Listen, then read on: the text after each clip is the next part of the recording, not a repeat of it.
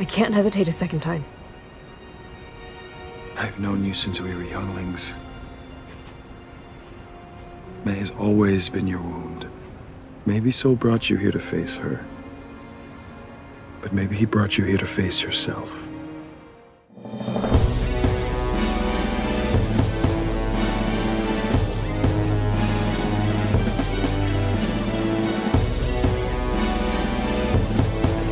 Hello, welcome back to House of R. I'm Joanna Robinson. That's Mallory Rubin. Hello. We're two sides of the same coin. And we're here today to talk about Acolyte episode 4, Day. How you doing, Mallory? Great to be here with you again. Uh-huh. My favorite piece of Jedi scum. Oh, yeah. Thanks. Welcome back to the Hive of Scum and Villainy. Here we are, talk about the Acolyte. Before we get into the Acolyte, though, program reminders. Yeah. We're covering Acolyte. Yes. Every week we will be here covering Acolyte. 4 more weeks to go. However, yeah, we are also Mm-hmm. covering House of the Dragon. Yeah. Ever heard of it? We're here every week Mm. covering the Acolyte. We've got 4 more weeks to go. With that, we're at the midway point. Ooh. I know. I'm not Where's ready. the time gone? It's just flying. Like a spooky helmeted Sith person eerily out of focus in the background. We're also covering House of the Dragon. Yeah. Have you heard of it? I've yelled of it, lads. Twice a week. That's right. Okay. So Yeah. Sunday nights, right after the episode wraps, The moment. Talk the Thrones. Yes. You, me, CR. Chris Ryan. The best. The best. You can listen to it with your ears. You can watch it with your eyes. Where? Watch it on Spotify or the new Ringerverse YouTube channel. Listen on Well- Spotify or wherever you get your podcasts. Okay. House of our Deep Dive. Same drill. Same drill. Tuesday you can nights. listen Tuesdays. Yep. Yeah, evening, night. Nights. Depends how long it takes us to Depends record on what it. you mean by night. Our poor production team. They're the best. You can listen to it, you can watch it, and that's true of this pod as well. You can listen to it, you can watch it.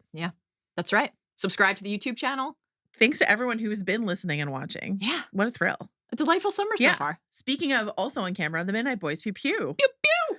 They're doing Monday Mhm. breakdowns of House of the Dragon. Yep. And then they're also doing combo the boys Acolyte discussions later in the week. So That's right. So 2 video/listen check-ins with the Midnight Boys, 3 with the Mal and Joe combo House of R. Robust. It's a lot to keep track of. Yeah. How can folks keep track of all of that? My first recommendation would be to follow the pods. Great idea. So follow the pod on Spotify or wherever you get your podcasts. Mhm. Follow the new Ringerverse YouTube channel. While you're at it, wherever you are, wherever you're consuming us, follow, subscribe, like. Yeah. And then give us the 5 stars. Yeah. We want them. We want It 'em. helps. We would like them. And we're not too proud to ask. Ain't too proud to beg. Okay. Yeah. Also, if watching us on YouTube or Spotify is not enough for you, guess Mhm. what? Live show next Tuesday at the El Rey Theater. Mere days away. Mere days. June 25th. Yep. Tuesday, 8 p.m. Get your tickets. Tickets still available. TheRinger.com/events. Yes. You, me, Chris Ryan. Yep. We tried to bully Andy Grunwald into coming. We'll see if he will. We'll see how it goes. We should say, if anyone was wondering, wait, Talk to Thrones is a live event. Will you be doing the exact same show that you did on Sunday night? No. It's not going to be a Talk to Thrones breakdown of episode 2 of House of the Dragon. We're just hanging out in Westeros Oh, together. yeah. We're just going to be doing a Thronesy night Yeah. of fun to be determined things. Yes, we've definitely come up with a plan for that. So It's going anyway, to be a blast. Please join us. Ringer.com/events. I think it's going to be really, really fun. So join us for that. Spoiler warning. Yeah. Yes. All of Star Wars? Everything that's ever happened in a galaxy far, far away. Yep. Great. Acolyte up through episode 4. We have not seen beyond that. Acolyte. Thank you for your serenade. Remember that moment when you revealed to Chris Ryan and yours truly that we I both did. made the same Dave Matthews Band Acolyte joke, I but did. neither of us, we were both anxious that we had plagiarized off each other, but neither of us had. And I could show my work because mine went Yeah. back weeks Yep. and weeks ago. Yeah. But- Great moment. But Great Chris moment was that we all like, got I to didn't share. steal. And I was like, no, just hive mind. Okay. Yeah, we were like, we know, Chris. We know you don't listen to House of R. Yeah. And now he knows I don't listen to Watch. I do sometimes, just not all the time. Everyone's very busy. All right. Emails. Hobbits and Dragons at Yeah. gmail.com. Keep them coming. The amazing team, the beautiful, wonderful House of R family, who we will be gushing about constantly all summer and beyond. A little animation, Joe, for the emails. Oh, I know. There is now a raven With Wait. a letter in its beak. Okay, just in case you're listening and not watching, it's about to come. Here we go. We got an email from Sarah. Steve, maybe instead of the animation, you should just cut to Mallory doing her little like impression. Okay. I'm gonna do that next time. I'll make sure I'm wearing my Lamar jersey and a Ravens hat, and then I'm gonna do this, and that way you have it as a backup in case you need it. Sports. Sarah You wrote love sports. Sarah is basically writing to ask. Yeah. As an avid listener, as a bad baby, but as someone who doesn't usually watch podcasts on YouTube, she's like, do you want me to? Basically, the question is, what do we most want our listeners to do? Based on your face, I would say the answer is whatever you want to do. Absolutely. However you want to consume it. Yeah. Whatever's right for you. Yeah. We're trying to give you options. Yes. So if you want to watch, amazing. Here we are. If you want to listen, that's great. Right. That's great. But there's no one or the other that we're If you preferring. want to watch and then listen, if you want to even just better. If you just want to have the YouTube playing on a clip in the background to drive up those views. Who am I to say no? Sincerely, though, there is no right or wrong way to consume House of R, Talk the Thrones, Midnight Boys, anything we do here at the Ringer Podcast Network. We are just delighted that you're spending your time with us at all. The video is additive. It's not either or. Okay. Quick facts. Hit me. Bring it. I mean, if you're not watching the video, though, you didn't just see Mallory Rubin like bat her eyelashes at me, which was astonishing stuff. Episode 4 of Acolyte. Yeah. Acolyte. Date. Mm-hmm. Okay.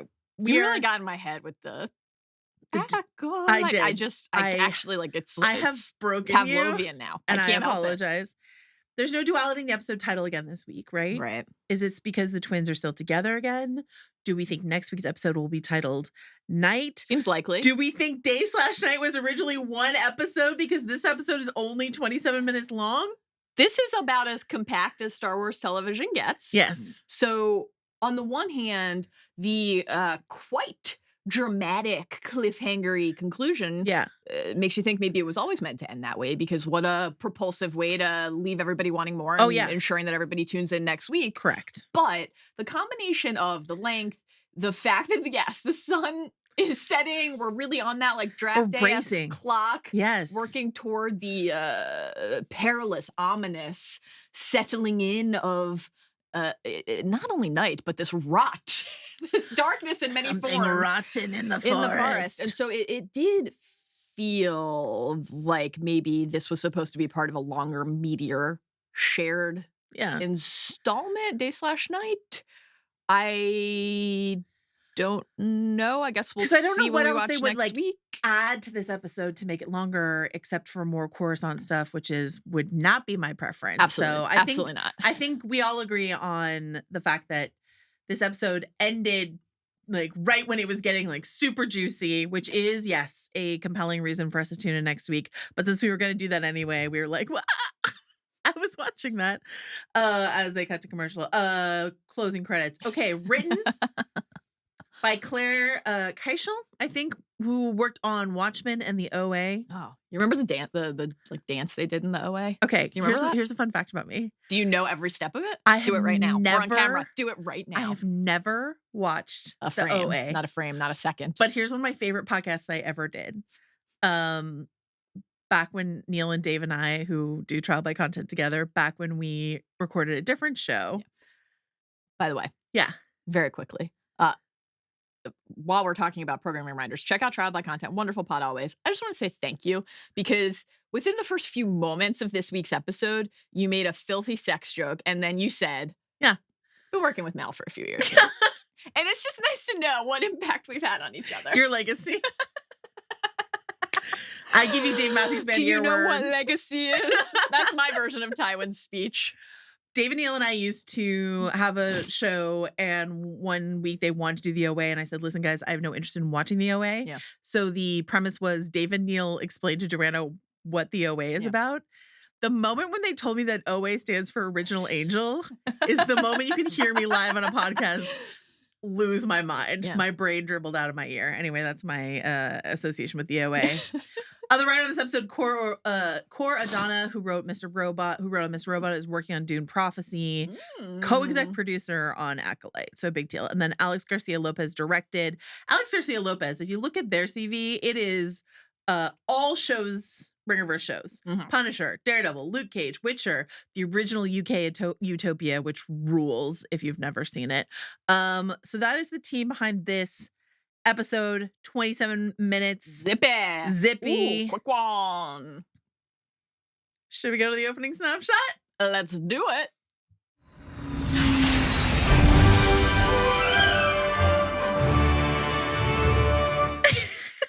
Mallory. Acolyte. We've already talked about the way that this episode sort of cuts off. Yeah. There's also the other big sort of critique people seem to have about this episode is May makes an awfully rapid turn towards the light. Yep. A face turn, which is a phrase I learned Yeah. from you years ago. I thought you just heel turned in all directions. That's what I thought. I didn't know. You've always Anyway, been a wrestling enthusiast and an enthusiast of clearly. all associated vernacular. Yeah. Clearly. So what are your overall thoughts on this episode? How did you feel about those elements or anything else you want to say? I thought this episode was okay. Yeah. I'm pretty on the fence on the show about the show right now. Yeah. There's stuff in every episode that I like, and then there's stuff that I am struggling to totally understand, and I remain excited to see where the story goes.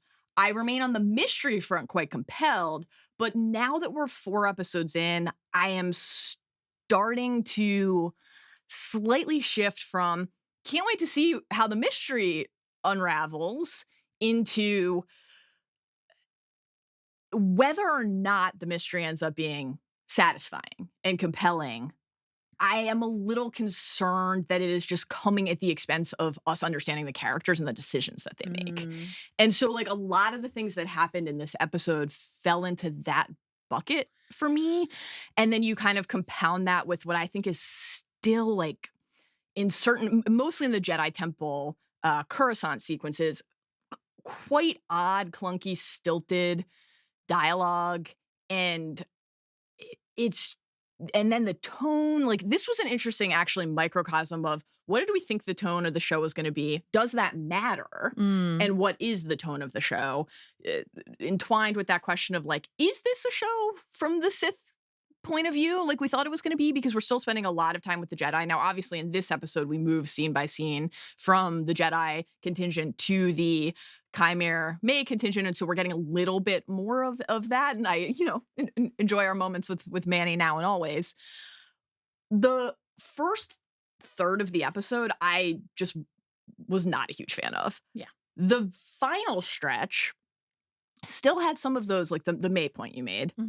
Wait, what is going on? And, like, again, we might get the answers to that in time. This felt like another version of what happened on Brendock with the fire, where, like, I actually don't doubt that the answers will come and we will have, like, plot explanations for why did a person do this thing. But I don't know that that's going to mean it was a satisfying viewing experience every week. But in terms of the dark forest, like, tonal shift and the energy and the feeling like something really nefarious was settling into the bones of the story, that was exciting to me. The last few minutes, Darth Venom Teeth levitating down behind Osha suddenly seeming to be in a very similar transfixed state to how we found May looking into the flames last episode. All of the Jedi activating their blades in one. That was riveting. This was the trailer money shot that they showed us a million times. And the fact that we had seen it in the trailer didn't like diminish the impact at all for me. So if that's where we pick up next week and that's what it's like the rest of the way, great. But so far, I think it has just been an uneven experience. Yeah, I will say that I think I actually liked this episode a bit better than I liked last week's. Same. I think and this is something we've mentioned a few times, but the landscape, the external shots, the nature of it all, them definitely, like, out there hiking up and down mountains, the fog, the sun going down into the cloud cover over the ocean. Thanks for reminding me of my favorite Avengers movie. And all of that is stunning. gorgeous, wonderful, loved it. And then I also liked the design of, the soundstage forest. I thought that looked really cool too. Like I thought all of that was good. And I kind of like this idea of journey into night. Same. But Yeah. I think if you cut the entire Coruscant sequence out of here, which I would heartily recommend, Yeah. and gave me a combination episode that was like the journey into night and then what happens in that forest, what happens next in that forest in the nighttime, that's Star Wars, right? Yeah. That feels like sort of more what I want to see. The return to Coruscant, I found to be an absolutely baffling move. We're on the chase, we're on the hunt. Let's go back to a meeting that could definitely have been a hollow. Like that is just Yeah. That was tough for me. Yeah. But there was a lot to like, and I'm not upset. Some people are like, oh my God, we were promised this Wookiee Jedi and then he's already dead. We feel so certain that we're going to get so many more Flashbacks to come. flashbacks. Yeah. Yeah. That we're going to see more Carrie-Ann Moss. And that feels very all of a of that. piece with Endara and Torben in the present day timeline. We meet them and then they're gone. Yeah. So I didn't bump on that at all, actually. Yeah. Okay. Let's go to the deep dive. Acolyte.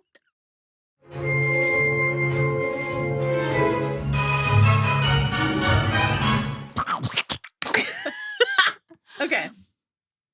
Dateline. Khofar. Some number of hours before sunset. Yeah. You love a sunset. I do. Mm-hmm. Kelnaka, like many a lonely Star Wars character before him. Yeah. Thinking of Rey with her like powdered bread bowl thing I that always she thought that makes. looked delicious, honestly. It does. Yeah. As does I Tough think circumstances, but Kelnaka's looks like yummy. little wheatgrass bowl that he's Mhm. putting together here. Mhm, mhm. So he's just enjoying a life of solitude in the forest. Sounds peaceful, except seems like perhaps he is haunted Yeah. by dreams because like lovely Helena herself on House of the Dragon, a show we're covering extensively, tune in. He has graffitied his dreams Mhm. on the wall. Mhm. The spirals, Yep. the witchy spirals are Yes. everywhere. The Ascension Coven imagery. I do feel that part of our shared experience here making the podcast is just radical transparency with each other and with our wonderful listeners / viewers. I did initially, like right away, I was like, are those boobs? And because for like a second, I was like, What are time did you those watch boobs? this episode? 8 Pacific on Tuesday, maybe? Okay. It was dark enough in the room Prime that I time. could see. Classic prime time. But I did pause. I Oh, did the can you pause and see? say that. Well, other than the fact that I'm definitely in need of corrective lenses. Right. Other than that, I could see as well as I typically can. I was Right. like, are those boobs? Oh no, yeah, okay. And in my notes, I literally went from boobs ? To yin yang ... Ascension / coven imagery, and I got there, and it was a rapid journey. Say it all happened in about 40 seconds, but it was a journey that I went on, and I wanted to let you know. Because, Kelnaka, I mean, it's lonely out there.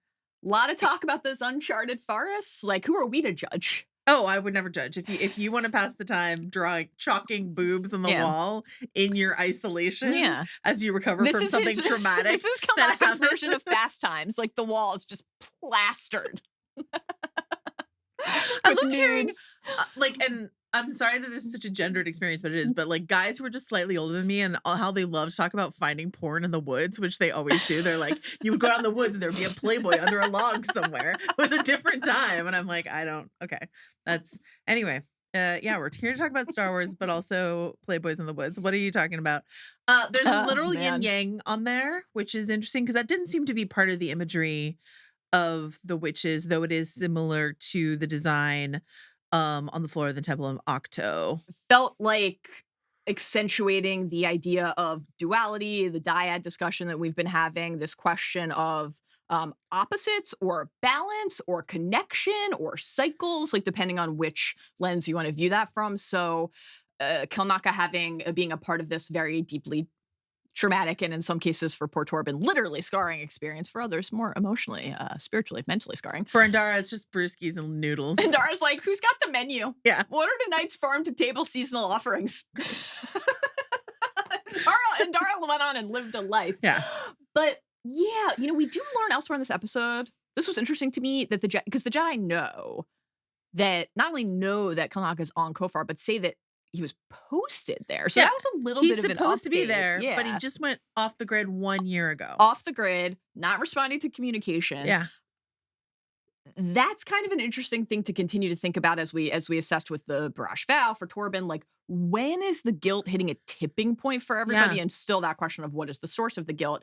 But it does seem like, and we have, as we talked about last week, we have our theories about what role Kalnaka might play in the other point of view perspective that we assume we'll be getting from the fire and the flashback.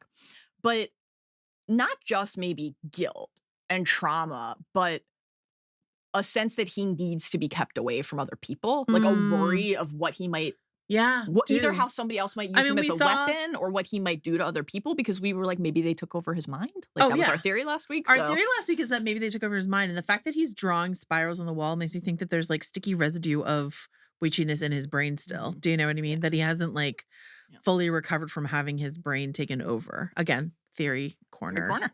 Fodder. All right. And now reluctantly we go to Coruscant. The same day, question mark? Here we are. Yeah. This baffling narrative decision as far as I'm concerned. Yeah.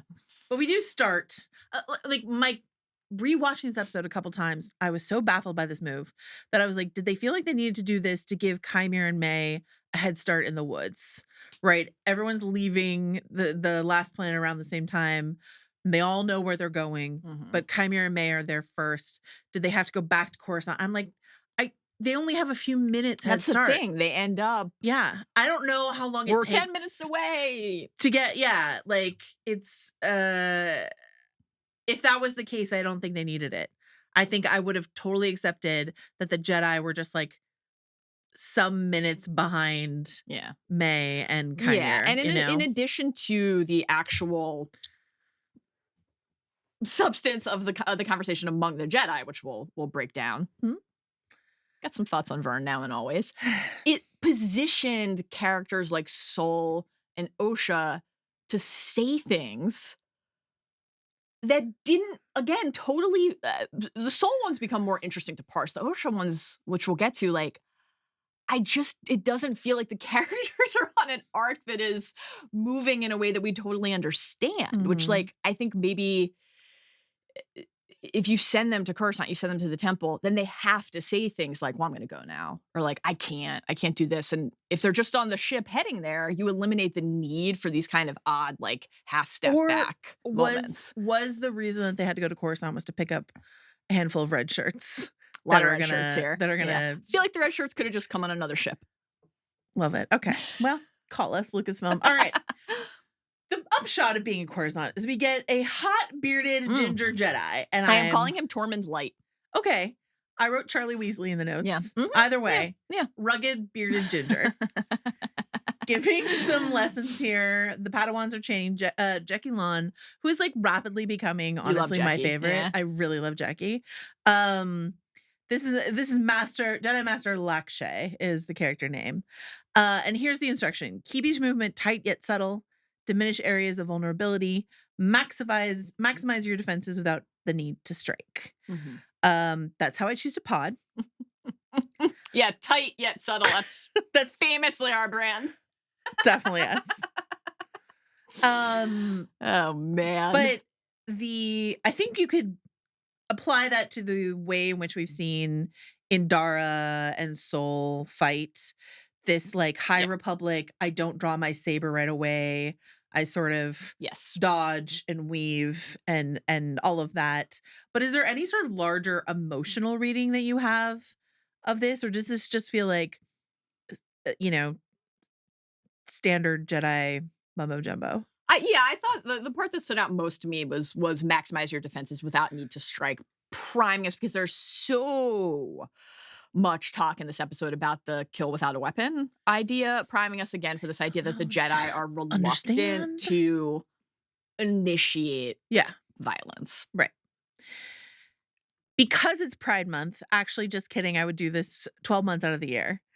I am forced in this moment to ship Jackie and Osha in this actually kind of frustrating goodbye. I hate a goodbye scene that is immediately undone. Like, I do not understand why this scene is here, except to give us this moment between Jackie and Osha, which feels like a little flirtatious. Don't tell me you'll miss me. Did you pick those vibes up at all? How did you feel about it? Absolutely. I did find myself wondering how old Jackie the Padawan is supposed to be, but I do think the vibes are there. I was wondering if it's maybe supposed to be, are we supposed to be reading it as flirtatious? Or are we supposed to be reading it as two Padawans Mhm. of the Soul. same Yeah. Jedi Soul Master, Patrol. this unique bond that Yeah. they share, but obviously, like, they have, there's an energy in all of the scenes that we've seen them with, them share before, and also we got Jackie, like, going full Craig and Stark in this episode. I was just doing my Craig? duty. Big Craig. I was just doing my duty. But, yeah, Duty. I also found this, while it's nice to see Osha and Jackie in a scene together, I also found this odd, for the reason you mentioned.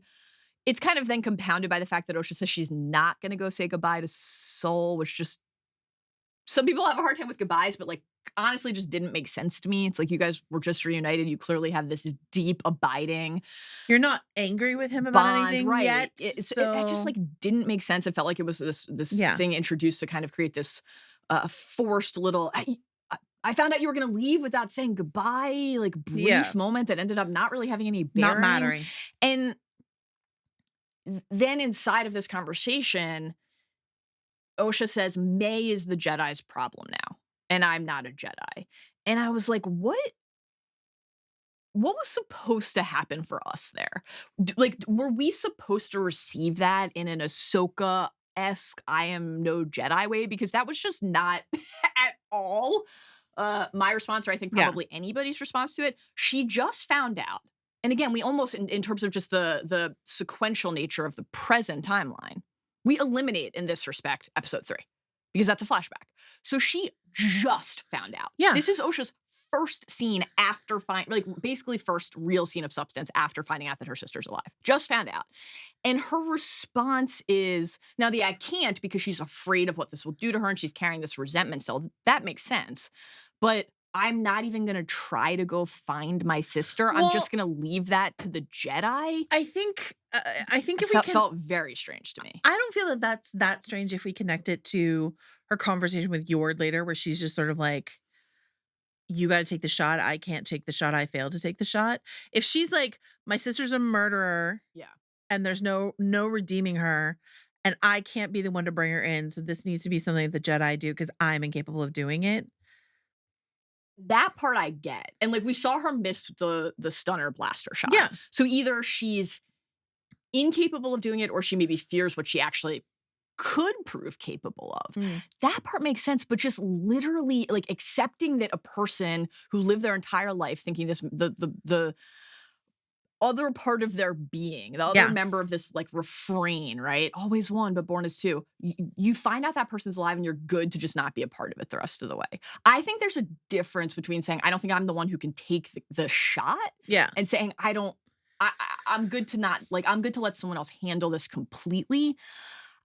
I think especially because it's early in the run of the show when we're trying to understand, like, who the characters are, why they do the things they do, why did Osha leave the Jedi Order, et cetera, all the stuff that we'll talk about more today and have been talking the whole time. Like, we're getting a lot of, like, lines that are there for exposition or to move us from scene to scene, but not a lot that is enhancing our understanding of what is driving a character. And this one felt like an example of something where we get part of it. The I can't part tells us something. I agree.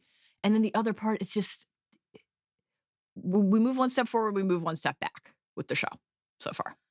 It's also possible that it's there to give Jackie more information about May and her reluctant nature, or about Osha, her wound, this idea of, like, time lost with her sister. Like, because if Osha finds out, I think what's interesting about this show, and this is true of everyone I've seen covering this show, is that there's so much mystery and so little substance sometimes that we've all been driven into, like, 24/7 theory corner. Yeah. So I'm just sort of, like, projecting into the future rather than, like, analyzing the present, and that's a tendency I have by nature anyway, but I think especially with this show. And so then I'm just trying to pitch it forward, and I'm like, okay, is this line here, this idea of talking about time lost with May, so that we understand that if Osha finds out the truth about what happened on Brendock, which we don't know the full truth yet, but if she finds out the truth, the idea of what she lost is not just like, my coven went up in flames, the fortress went up in flames, she wanted to leave anyway, but like time with my sister. That's what she lost, That makes, I agree, but like that makes it even stranger to me that she's like, I'm good. Okay. She doesn't even say like, let me know what happens. I don't know. It just felt like incomplete as a sentiment. But yeah, also just a goodbye that is not going to be a goodbye, mere minutes from now is anyway. Okay. We're doing all the Coruscant together. Okay. They cut back and forth between Coruscant and Khofar, but we're going to do all of Coruscant. So this truly genuinely could have been a holo. Or if you prefer, they asked for Yoda. Who did we get instead, Mallory? Our guy Mundi is here. Yeah, Mundi's here. Yeah. Some interesting conversation online this week about this. Oh, this is not a bother to me personally. It actually feels very intentional. I feel so intentional. Yeah. Let's start there, okay? Yeah, take us through it. So Mundi's here. Mundi is the character who sits on the Jedi Council in the prequels along with Mace Windu and Yoda. Yep. And is the one who says, the Sith have not been heard from. The Sith have been extinct for a millennium. Yes, impossible. The Sith have been extinct for a millennium. It's impossible. Okay, so the Sith have been extinct for a millennium. Yeah. And this was like a line that people brought up a lot when they were like, how can you do from a Sith point of view before Phantom Menace? And who brought it up the most in interviews? Leslie Headland. Leslie's like, I'm aware this line exists. Yep. I know this line exists. I have built this story. So on the other side of it, I feel like all loose ends will be tied up. And the fact that the Sith still get to grow their influence in secret will be part of this. The same way that, like, I'm not saying every character in this show is going to die, but it's possible. Yeah. Or we have Chekhov's memory wipe. Right. That was brought up in episode 2. Right. So our memory is going to be altered, or are people going to die? Who's to say? But at the end of all of this, it will be plausible that Mundi says this in the prequels. And I feel like Leslie puts him here to be like, I know, guys. I'm aware. Totally. 100%. Yes. It has to be. Because it could have been anybody. Like, anybody could have been occupying the role that he occupies in this episode. Absolutely. So that choice feels so deliberate. Anybody, obviously, in terms of how many people might die, he's not going to die. We know that. So the idea of maybe everybody who's part of this Khofar mission, maybe not making it back, and some newly gleaned or glimpsed truth dying with them, and not making it all the way back to the Jedi Temple, or some characters who may be in possession of certain facts, not sharing it more widely. I think the idea of some sort of conspiracy, if it is only with a couple characters, is something we're certainly primed for, not only because we've been talking a lot about what conspiracy might have unfolded on Brendock, but like our old friend Vern, who we'll talk about for a few minutes today, have some thoughts as always on Vern, but the paranoia. Oh, let's not tell the Jedi Council. The High Council will be obliged to inform the Senate. A scandal like this would inspire fear and mistrust. We should handle this ourselves. Yeah. Now, Vern is always on PR spin. Always. The idea of the Jedi continuing to make the same mistake over time is like actually very dramatically interesting to me. So could Vern and a few other people actually receive this truth and decide not to pass it on and pass it up because they think they're working to protect the sanctity of the Jedi? That seems possible to me. Now, I don't think it would make sense if Mundi was one of the people who knew that. No. But I don't think he's... So far, that hasn't happened yet. Yeah. So I think, and I wrote this in the notes, this idea of what happens on Khofar stays on Khofar. Yes. Your memory wipe theory is feeling increasingly probable. Cover up, a lot of people dying. The Jedi just thinking that wrongly, perhaps thinking that they've dealt with and eliminated the threat also seems totally possible. So we have a lot of just a guy being a dude with a red lightsaber and he's off the board, so we're safe. Something like that. I don't know. It's very interesting to me. Let's go back to the start of this scene. We get like equating weakness with emotion. Yes, fast but weak. Her emotions guide her every choice in combat. And I think that is something given interviews that Leslie has given, this idea of the Jedi being allergic to emotion Mhm. is something she is really compelled and fascinated by. Same, one of our Right. favorite We aspects of talk the about story to parse. we talk about attachment specifically, but I think it's just this idea of like all emotion. Like, no, I mean, we've talked about other emotions other than attachment. Certainly, Jedi, Yoda gives like a fun little list of them in the prequels, but like this idea of asking the Jedi to not be human beings is such a problem Oh yeah, I mean, inside of this organization. completely. Like your attachment, which if you seek to then channel some sort of unnatural, like unholy control over life, as Anakin did. Okay, you've maybe tipped the scales, but why Right. should attachment to other people inherently be bad, especially if compassion is supposed to be one of your guiding Totally. ideals? Fear, the most human thing. Right. Why do we have to frame that as the path to the dark side instead of like, hey, buddy, let's work through this together? It's just a really interesting part of the story. So I do love the different aspects of the canon that are interested in interrogating that. I think inside specifically of just like the character set in this show, they're talking about May here.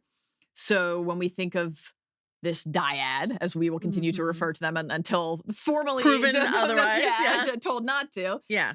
If it's true for May, could it be true for Oh, for Osha? for certain. And What like will her emotion, and- not that we think emotion is bad, but what will it drive her to And do we when she go- learns what really happened? when we go back to the butterfly gummy bears sequence in episode 3, this idea that like May, Yeah, the gummy they bear. both have this sort of like power impulse, It is a power energy. and Osha tamps it down, Mhm. and May doesn't. But what happens when all those layers that Osha has, Yeah. her emotions pressure roiling cooker. under, Yeah. explode? I'm really closely tracking this idea, this assumption that Soul is the 4th Mhm. Jedi on the list here, on the kill list, because no one has ever officially said it. People just keep assuming it. I went back and like rewatched scenes, right? In episode 2, May says, I have 2 Jedi to kill after Torben, and Qimir mentions Kilnaka. He says a Wookiee. You think a hibernating Jedi is tough. Try a Wookiee, right? But no one says Saul that's on Team Darkside. This is Osha's assumption. You're one of 4 that was stationed on Brendock, that you're on the list. This is Vern's assumption. She says, yes, but May targeted these 4, including you, Saul. The 4 Jedi stationed on her home planet when she was a child. How odd. Can I just say something? Yeah. How odd was the low point of the season to me? Vern, it's a tough row to hoe for Vern, honestly. Where am I way overthinking this? Or Well, so play out the string for me. If it's not Saul, if this is a assumption that everyone is leaping to, yeah. where does that misread of the board take us? Who could be 4th on the list? I mean, we talked about this a little bit before, and earlier I had said maybe Vern would be 4th. Really does seem to me that Vern is not part of the cover-up, given the conversation she has with Saul. She seems genuine when she's like, how could you not tell me? Yeah, That didn't seem like someone who was like pretending. Yeah, it to be played in this shocked. episode certainly more as deeply concerned about the reputation optics. of Yeah. their order and the Yeah. optics and the spin cycle, and less like I am a part of this directly. I agree with that. I other than that, I don't have, Yeah. Is it May? I mean, is it Osha? Who's not Right. who- Jedi scum. Who's not, I mean, she is Jedi scum, I guess. Well, no, she was like ready to sign back up, and Saul was like, actually, no, which we'll talk about Stuff. in mere moments. Oh, you want me to join the order? That was actually a fascinating exchange. Much to parse there. Okay, so you're on who is the 4th watch? I mind don't it. know, just because they've never said it. And especially later in this episode, Right. when Qimir is like Seemed taunting her. really super fond of and That deeply one invested in and Jedi, attached what's to his name? Saul. Yeah. Soul? Yeah. But that made me think more that it was definitely him, because he seemed to be like, again, guiding toward that's the one who we need to make sure we're like taking care of and eliminating. But I like the theory that maybe that's a misdirect. I guess it's just like, it just keeps being an assumption that Mhm. people are making Yeah. rather than like we have May herself or Qimir saying 1, 2, 3, 4. These are the 4 on the list, Yeah, you know? I like it. So, I like I mean, it. it's a reasonable assumption. And again, I'm perfectly happy to admit that I often overthink these things. Splinter Order? Something worse? Something worse? An apprentice who doesn't know their master? It's absurd. If they're a splinter, this actually made me chuckle. I enjoyed this. This was a good little moment for Star Wars fans. If they're a splinter order, we'd know. Would you? Would you, Jedi? Would you? If everybody could just time travel and please watch The Phantom Menace when Mace Windu said, I agree, the Sith would not have returned without us sensing it. Absolutely classic. And this part, while the Coruscant scenes were also not my favorite part of the episode and have not been my favorite part of the season, that recurring misstep from the Jedi is I want to talk about this. About you just drew a parallel between these Jedi and Mace and other folk in the prequel series.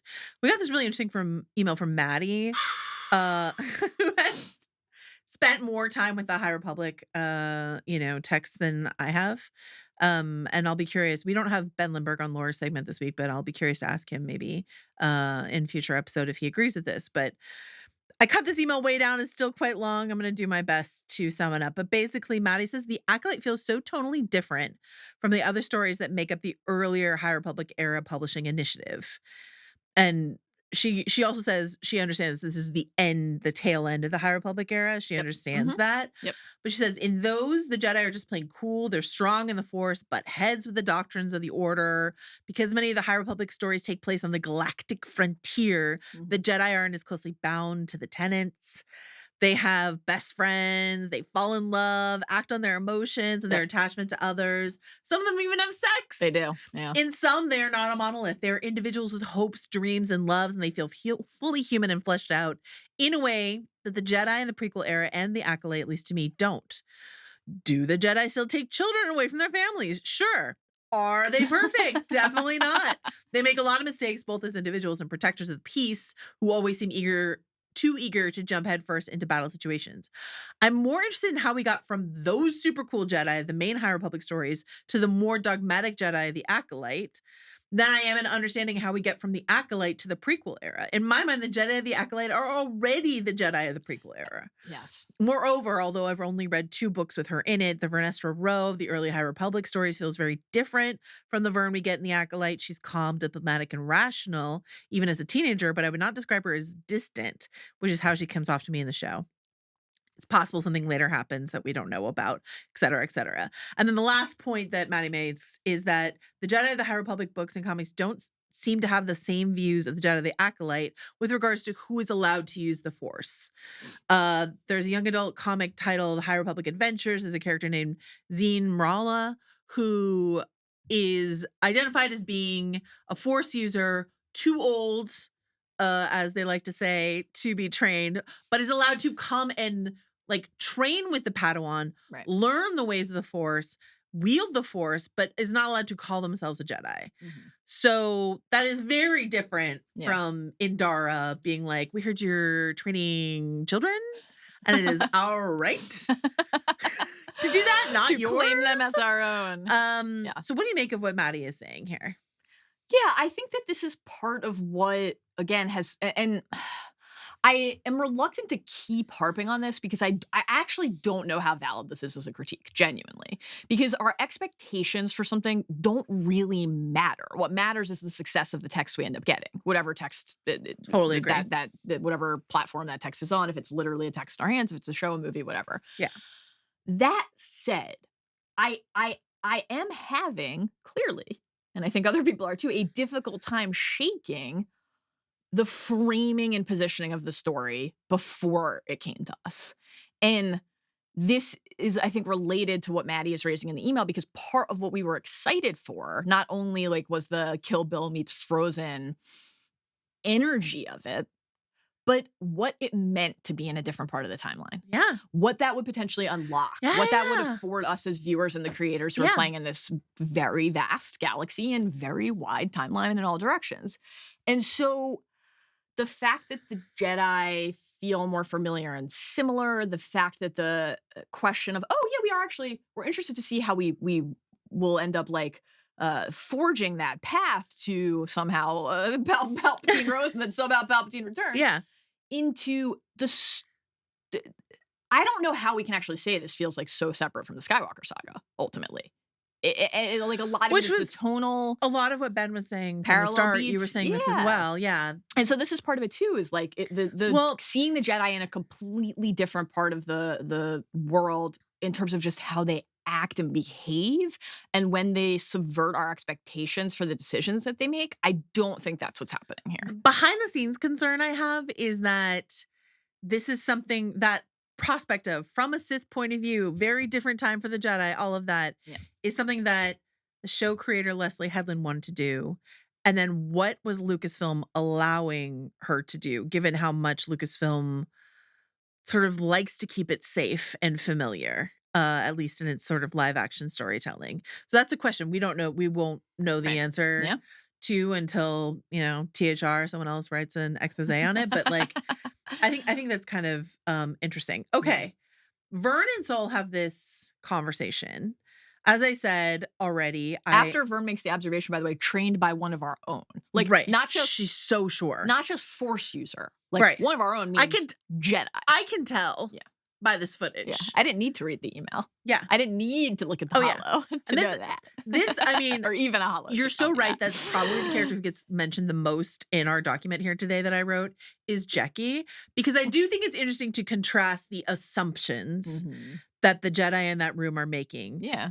And also. Right. So let's actually go do some fact finding. Well, Jecki is always like, what are the facts? We saw this in episode 2, like contrasting her approach to Yord's approach. She's very clear-eyed. She's the best, like clearly the best detective. Good old Yord. In the bunch here. Yeah. Oh yeah. She makes several observations in this episode alone. And so I think that like contrasting that, like clear-eyed sort of like what are the facts versus the Jedi entrenched. Exactly. What are our assumptions? Yeah. Like it makes sense. It feels right that would be coming from a Padawan, coming from somebody who is still newer to this life and has not necessarily like absorbed all of the rigidity or cynicism or sort of like rote deductions that maybe define some of the older characters. So yeah, that part of it, that feels like a deliberate contrast that I have enjoyed. And Jecki has been just a delight. A delight. We get this exchange where Vern says the thing about like, 16 years ago, why didn't you tell me there was a chance this poor girl survived? This poor girl who I just asked you to bring in a hot or cold a couple weeks ago. I did like the kind of like Mundi and Holden or watching, they can hear us, the kind of like paranoia nervous in the corridor. Energy of like who's observing what. And again, kind of that helps to fuel the sense that like there's something at stake reputationally here that feels very keen for Vern. How do you feel like Saul, who says, if I thought there was, of course I would have, but I saw her fall. No one could have survived that. How do you think he would take the news about Darth Maul? I've got some animated Star Wars television episodes that I'd love to show Saul. I actually feel like I'm coming off like I didn't actively dislike the episode, so I feel like I'm slightly surprised by how every scene that we've talked about. Well, we're still far on Coruscant. It's tough. That's true. We'll get to the more compelling stuff soon. But this again, no one could have survived that. All right, couple things. One, we see May at the end of the episode last week, and May looks, I would say, emotional trauma aside, unharmed. Not like how are you clinging to life? Slightly smudged. So, a smattering of soot. Yeah, chim chim chiroo. Like, which I think again feels emblematic, because when we think of that as a puzzle piece in our mystery box, it's interesting. One of the characters is certain that fall would have resulted in death, and the character who actually experienced that plummet is it barely has a scratch, right? Maybe literally doesn't have a scratch. And so it then kind of gets our theory brains going. Does that just mean May used the Force to pat her fall? Did somebody else pull her out of that fall? Was somebody waiting right away to snatch her up?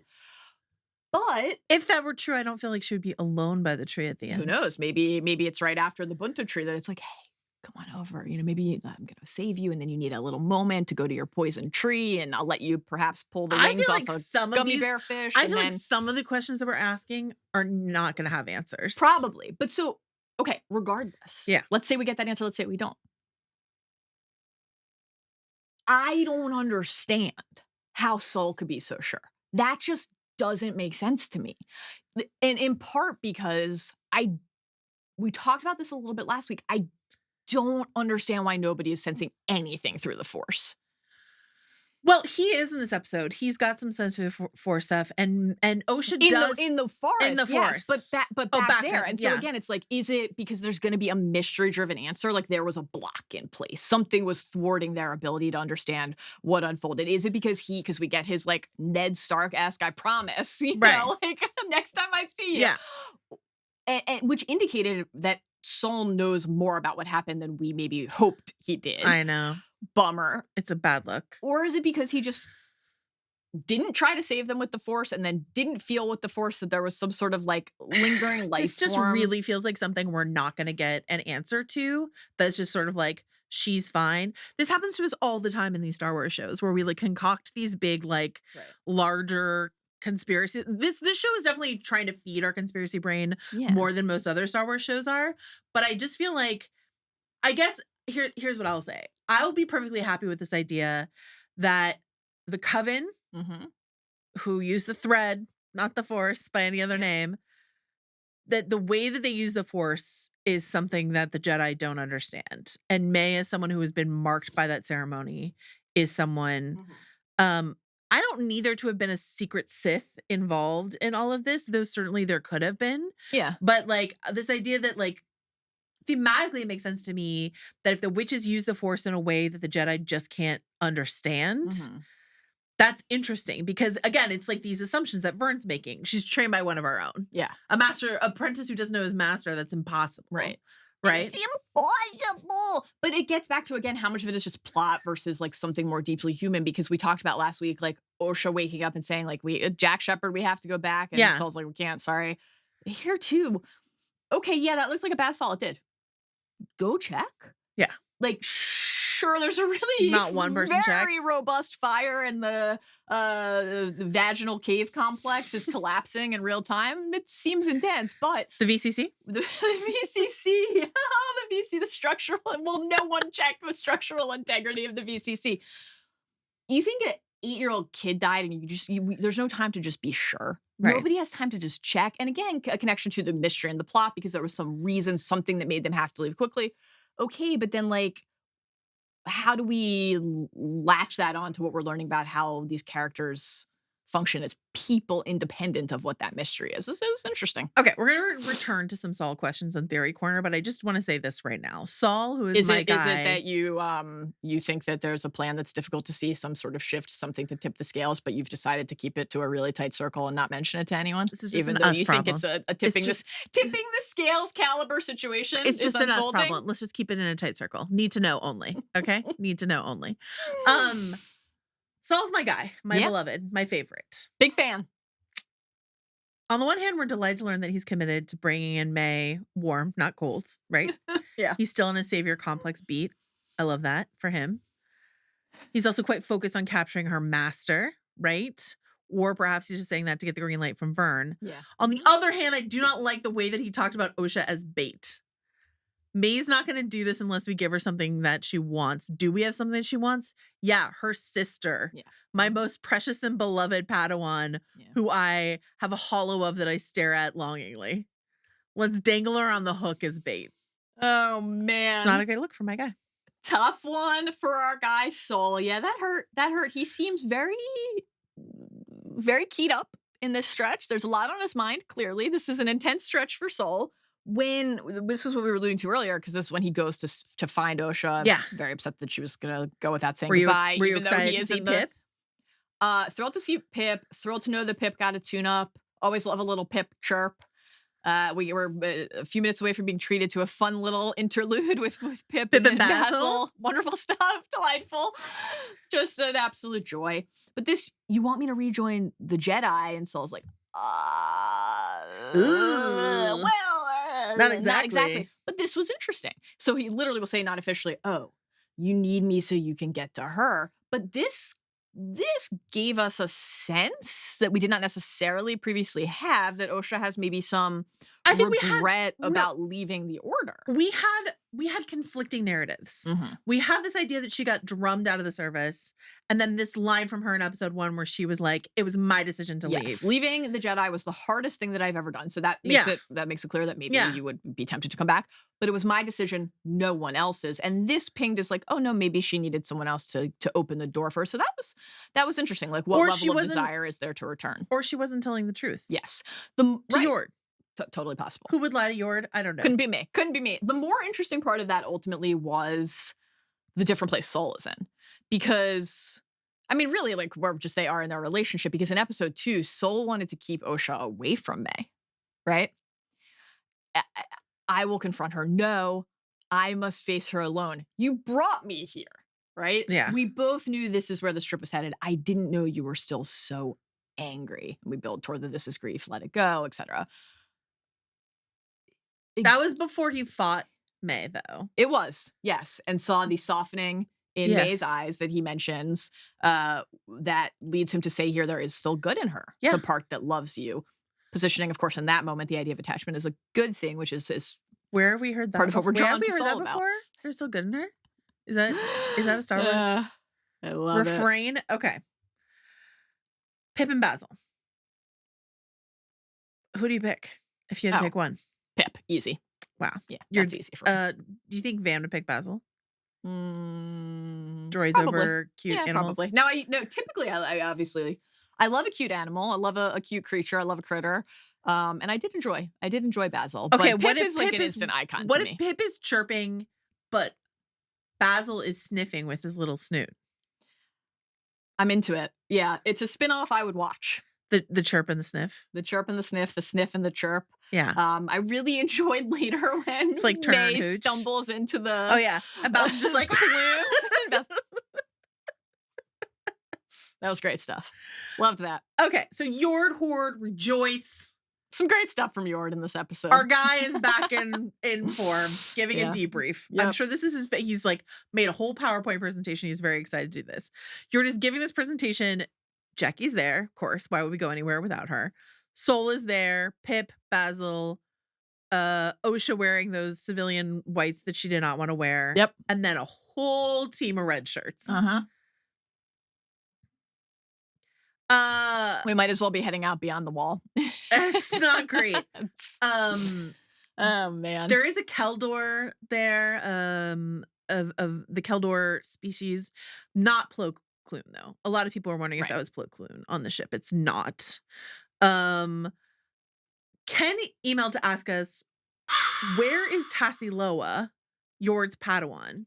Do you think it means anything, or did they just not get the actor for more than one episode? It's very weird that we got Yord's Padawan, got her name, got like a sense of her personality, and then she just vanishes from the story. I find that very odd. To be sort of functionally replaced by Jackie, but like, I mean, they're very different personality-wise, but in terms of like the young, curious Padawan, like Jackie's here and Tassiloa's out.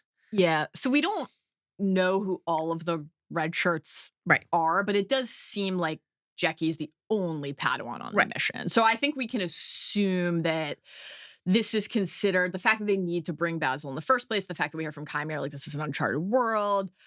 This is going to be difficult to navigate, time sensitive and dangerous, and maybe Padawan would typically not be welcomed outside of. Do you think there's a cutscene from Jackie. Coruscant of Tassiloa ironing Yord's robes, steaming out? I don't think Yord's Yord robes needs any help with the steaming. He has a routine completely unlocked. Shining Yord's shoes? I think he probably did rehearse his PowerPoint with his Padawan, with her. though. Okay. Yeah.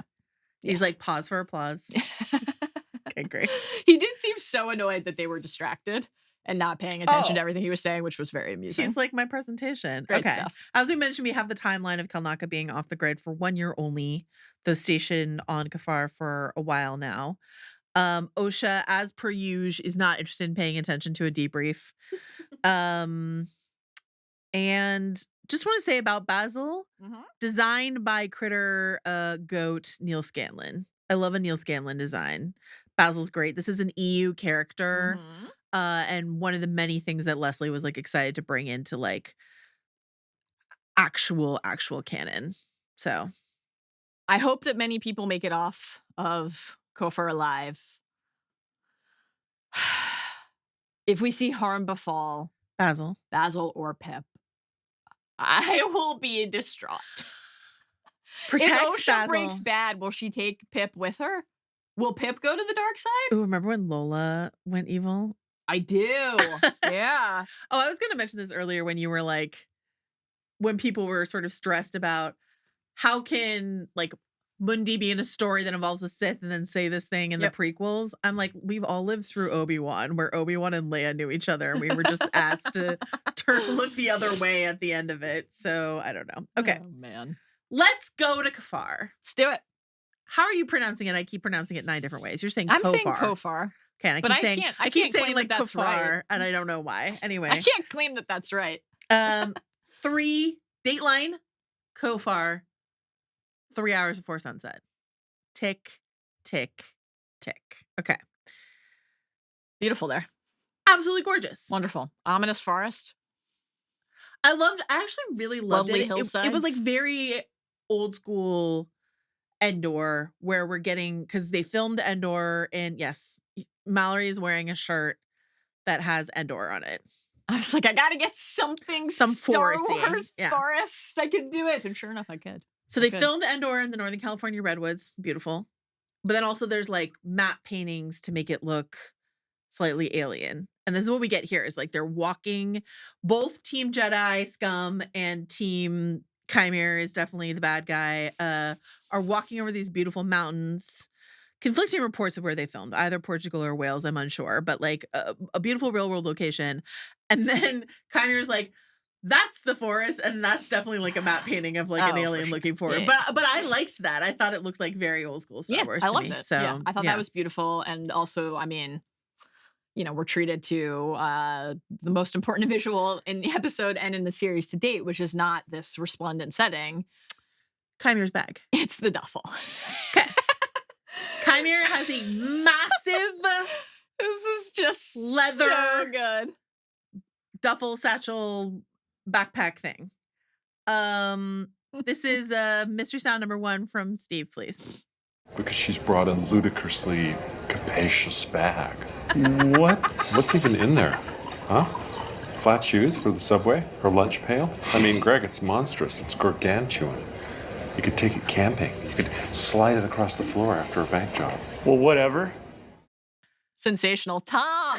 Shout out the Bad Babies on Twitter for reminding me of that section of Succession. Absolutely sublime. So Chimir's here with a ludicrously capacious bag Gargantuan. that could definitely fit a helmet and some robes, and at least like a poncho situation. I would say that this is not just a bag. Oh, and the saber, the red saber. Yeah, that could fit that. It seems to be a bag specifically intended The bottom to is hold like the venom tooth helmet. yeah, the bottom is just like round and helmety shaped. Oh man, this is just Qimir. great stuff. That being said, I actually love I mean, you already said this. I love every second we spend with Manny. And actually, my favorite part Great of this stuff, episode yeah. was being so convinced that Qimir is underneath that helmet, Mhm. as we have been since before the show started, ever since that Empire interview. Yeah, Just to Just a guy. do, Just just a do guy. being a guy. Parsing everything that he says with that understanding actually was quite fun for me. Yeah, I agree. I like this part. And Yeah. also watching his Fumble Bumble performance, Oh, which we got a man. taste of in episode 2. Yeah. Just ratchet up to a new degree when you're in nature. So him like stuffing things into the bag on top of the helmet, the robe, and the saber that are definitely at the bottom of that bag, and then just like knocking pylons over or whatever, and just sort of like being his like doofy goofy, my bangs are in my face self. Yeah. I loved it. The same. The bumbling over the locker was so funny to me. And so was and it was hard. Yeah. Wait. Bounty hunters don't even come here. And I did it. And it was hard. It was hard. Like we see a fellowship of Jedi needing to deploy Basil the Tracker. Yeah. Further evidence as we theorize that Qimir is in fact Venom Teeth, that not just like Venom, this is how you know this is how you did this, but his power, right? Like he was able on his own to do things that they just float his way through the forest. Could not, just kind of like levitate his way through. So he says he did this not for the master, but for her. Again. Yep. He also says this thing about deals. This is really interesting. You know? What did you make of this? You made a deal. Right. And that's on the heels of, your sister being alive doesn't change anything. You need to kill the Wookiee. You made a deal. His language throughout this, and we're going to parse all of it, but his language throughout this is reminding her of the mission, trying to keep her on mission, trying to remind her of these specific rules of the mission that, again, I still don't understand about what it means to... Of the danger that awaits if she should lapse kill you in her by agreement. Ki-Adi-Mundi. Like, all of that is really fascinating. But you made a deal. We talked about deals last when we talked about the Coven of Mother Anastasia. When she says about the birth of Osha and May, she says, and then we were blessed with a miracle, the gift of life. Yep. And we were like, how'd they get that? Right, some sort of exchange. Do? What did they trade for that? What deal did they make? So what deal did May make? Kill the 4 and get what? Or I'll kill you. But I don't feel like that. Yeah. I don't feel like that was that can't be the terms to start with. So is it the official? You get a saber. Sanctioning that you are my acolyte? You get a helmet. Acolyte. You get a helmet big enough that you can fit all of your beautiful hair underneath. I don't know. The helmet, I mean, we'll talk about when he hovers down later, but it is sensational. I love the design helmet. is absolutely incredible. Incredible. Okay. Speaking for those of us at home, Qimir says, how do you kill a Jedi without a weapon? And we were all like, same. It's just the same way that Damon was like, Rhaenys, why didn't you kill all those royals when you had a chance? Qimir and May literally just host a Theory Corner podcast for multiple moments in this stretch of the episode. And guess what? I don't have an answer on the other side of it, but I want to hear it anyway. So why don't you, whether or not you believe us that Qimir is Venom Tooth, which we are just so convinced of, but why don't you listen to this just thinking that he is and enjoy how fun it is. Steve, will you play this, please? How do you kill a Jedi without a weapon? It has to be some sort of test, right? You engage unarmed, but can use their saber if you disarm them? Or is that cheating? I'm just curious how you're gonna do it this time. You failed so much. I didn't fail. I killed Indara and I killed Torben. But you killed them your way. You have to kill the Wookiee without a weapon. Your master wants What kind you of deal did you make with him? I didn't. We didn't exactly. I just owe him. You know how he is. He collects people. I've never seen his face. Have you? You know I haven't. Manny Jacinto, I have no notes for you. Just a guy being a dude. Just a dude being a pal, being a guy. Just being a lad like, being a you bro. failed so many times. You have failed me. What was your favorite part of that? I think the thing that, because there's so much delicious text and intentional misdirection or deception to parse there, but I think the emphasis, like the word choice of your way, really struck me when we try to think about like what is the deal, but also what is what will killing without a weapon look like? Like we talked in prior pods about, will that mean, because like does a force choke count as a weapon Right. or no? Is that a different thing entirely? Do you have to give is this about succumbing? Is this about giving yourself over in full to not only the darkness, but to this Sith creed, to this way of life? It's so weird to me, though, that he says your way when he's the one who, like, made the poison for her, for Torben. But she asked. She did, brought the Bunta leaf. but he wasn't like, no, you can't use poison. Those aren't the rules. He was like, here you go, and here's what you have to do to manipulate him and to take in himself. I And that's think exactly what she did. So this is one of the things that I actually really like about the show so far, and I'm enjoying, because we get to think about this. What is it like for May to go through these trials? Yeah. What is the deal that May made for May? What promise is waiting on the other end? Right. And for May, what history has driven this? But for Qimir / Venom Teeth / it seems apparent that this is the same person. Maybe we'll be wrong. Maybe it is so obvious that it's a misdirection, but it just seems clear that that's where we're heading, and we will remain on that corner until again forced to vacate it. But from Venom's perspective, and we talked about this in episode 2 when May entered the apothecary and was just like kind of like treating him with such ridicule, which is very present throughout this episode too. And there's a level of just like kind of being like rude, just sort of being a dick. But also then there's this like holding somebody else in lower esteem, right? And so like not only if Qimir and Venom Teeth are the same person, narrator, They are. then he has access to the way that the candidate he has selected is behaving. So a couple things. Will he like what he see? Will he decide that Osha is the candidate he wants to woo Osha, instead? you look just like her, but you're a little less rude. Exactly. Dude, I'm jumping ahead, but you know what gave me like a chill in a great way? When Venom Tooth gets like half an inch from Osha, it felt like so parallel to that moment, like getting right up in her face and looking at her, like looking exactly like her. It just felt like the same. Yeah. Like this is the same. It's the same show. This is the same. It's the same. Okay, so to your question, a couple things strike me here. I keep coming back. I didn't put this in the notes, but I keep coming back to this idea, in recurring idea in fairy tales, where enchantresses will appear as like crones to test. You know, it's always the youngest son who like passes the test and treats the crone kindly. But the firstborn son and the secondborn son usually are like, get out of my way, crone. Yeah. And the youngest son is like, let me help you. And she's like, surprise, I'm an enchantress. This was the test. You're nice to me, so now you get a wish.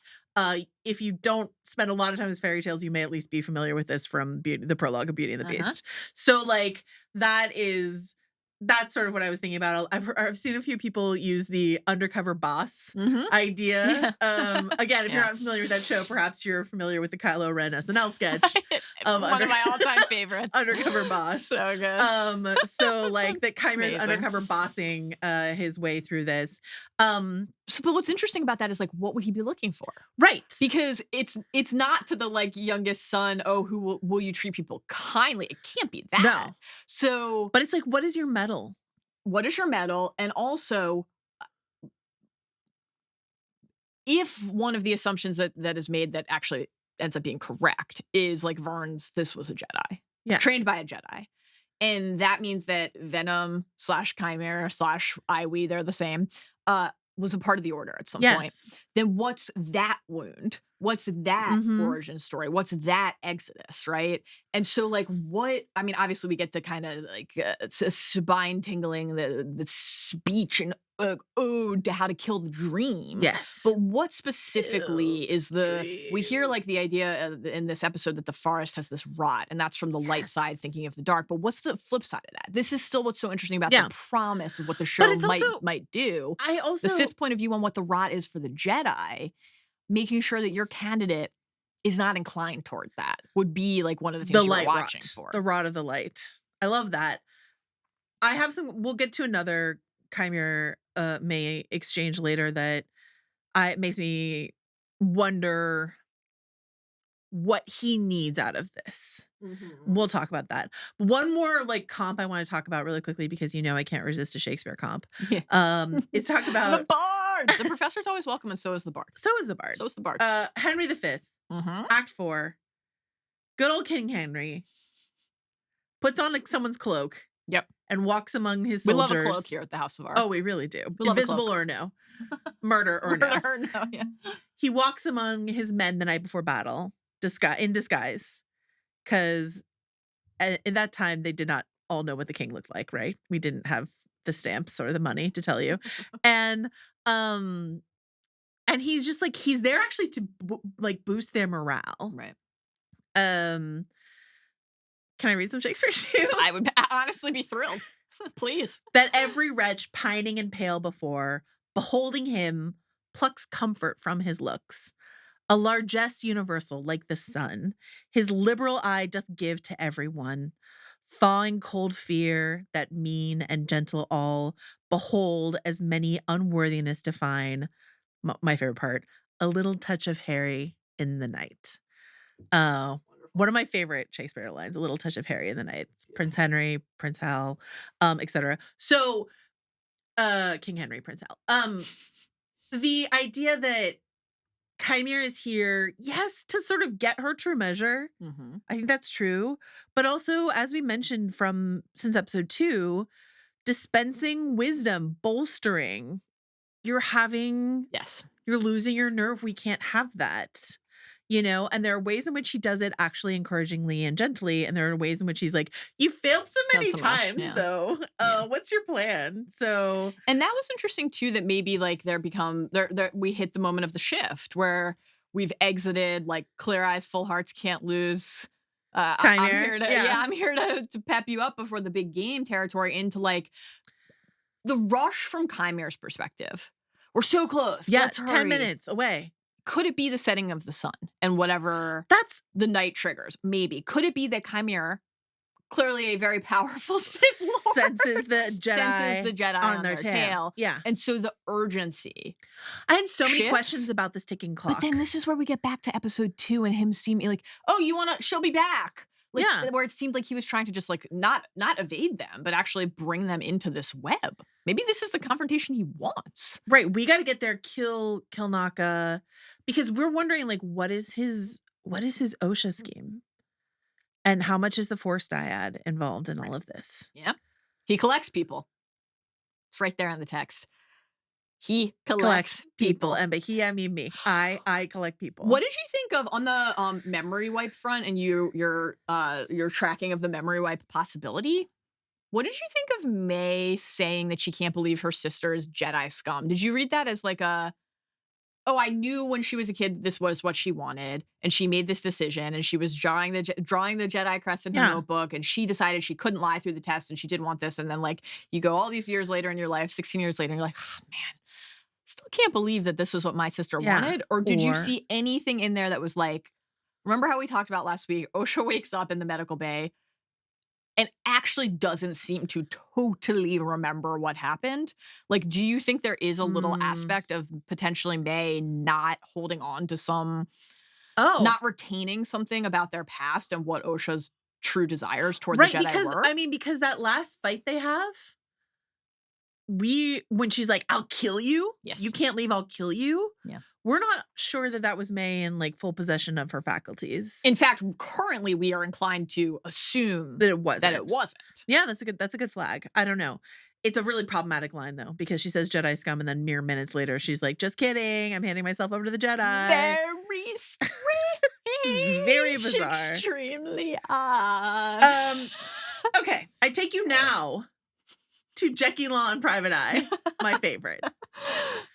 She's chasing down leads. She's using Siri translator on her phone to get some information. And what is her question? We're looking for a Wookiee. He's big and hairy. This is rude. All true, though. Rude. Don't you think she's keeping things like quite simple? What about we're looking for a Wookiee? He's thoughtful and consumed by guilt.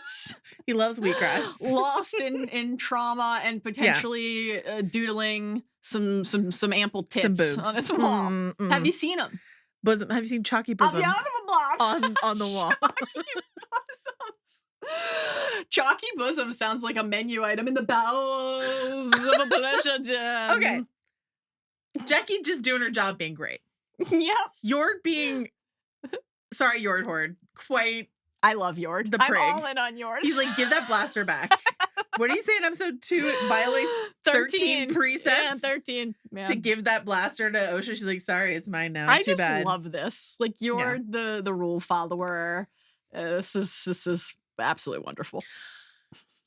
Jackie's leads don't lead anywhere. Thankfully, Saul remembers that someone in this show has the Force, and he's like, he's in there. That spooky looking forest. Let's go there. That's where Kelnaka is. Okay. Oh, So they're on the man. way there. Again, the scenery looks amazing. Yord and Osha have another conversation where Osha's like, Yeah. listen, and we heard this at the top of the episode. This is our opening clip. Yes. If I can't do it, you have to do it. I can't fail again, blah, blah, blah. Yes. I He's can't like, hesitate a second time. We know, and he's like, you failed so many And times. he's like, don't worry. They've been setting me up as a trigger happy character the entire season. Yeah. I'm ready I'm with the ready. blade. I'm always ready. But Yord apparently has seen Luke and Dagobah, or he's seen Rey on Octo Mhm. in that cave. And Yeah. he's like, maybe you're not out here to No. find May, The face under the helmet is your own. but maybe you're here to find yourself inside a dyad with your twin sister. Yord. I like this idea, this use of wound, Mhm. right? Yep. I've known you since you were a youngling. May has always been your wound. We've often discussed this idea of like the wound as the weapon in storytelling. Like when you talk about Clark Kent leaving Krypton, that's like the wound. He lost his people, his planet, except when he's on Earth, that exile from Krypton is his strength. That's literally where, he draws his strength from the yellow sun, obviously. But like, being Kryptonian is his strength, but it's also his wound. This is like a recurring mythological idea. So May as the wound could also be the strength if we think about them, Yes. the power of one, the power of two, the power of many. Like, to parse this really quickly, Yeah. Yord's like, I've always known about May your whole life. Yes. So then I had to go back and rewatch the scene. Right. A twin surprise. Where scene. Saul is Mhm. like, she Yep. has a sister, May, she's a twin, and yours like, a twin? Yeah. So like he knew about May as her sister, but not that May is a twin, which is like a wild detail to leave out of the whole conversation, I would say, if they were like younglings together talking about their wounds. And Ocean's like, Yeah. my twin sister Yeah. is sort of how I would say it. Anyway. Let me tell you that I had a twin and we were conceived by the Force itself, and perhaps we are a dyad. Mayhap. We are witches. She's got a tattoo. I don't. There's this whole theory. We're going to go to Theory Corner. There's this whole theory that May and Osha are the same person, which makes me absolutely bananas. And a lot of it is predicated on this idea that we don't see Osha's forehead. That is wildly untrue.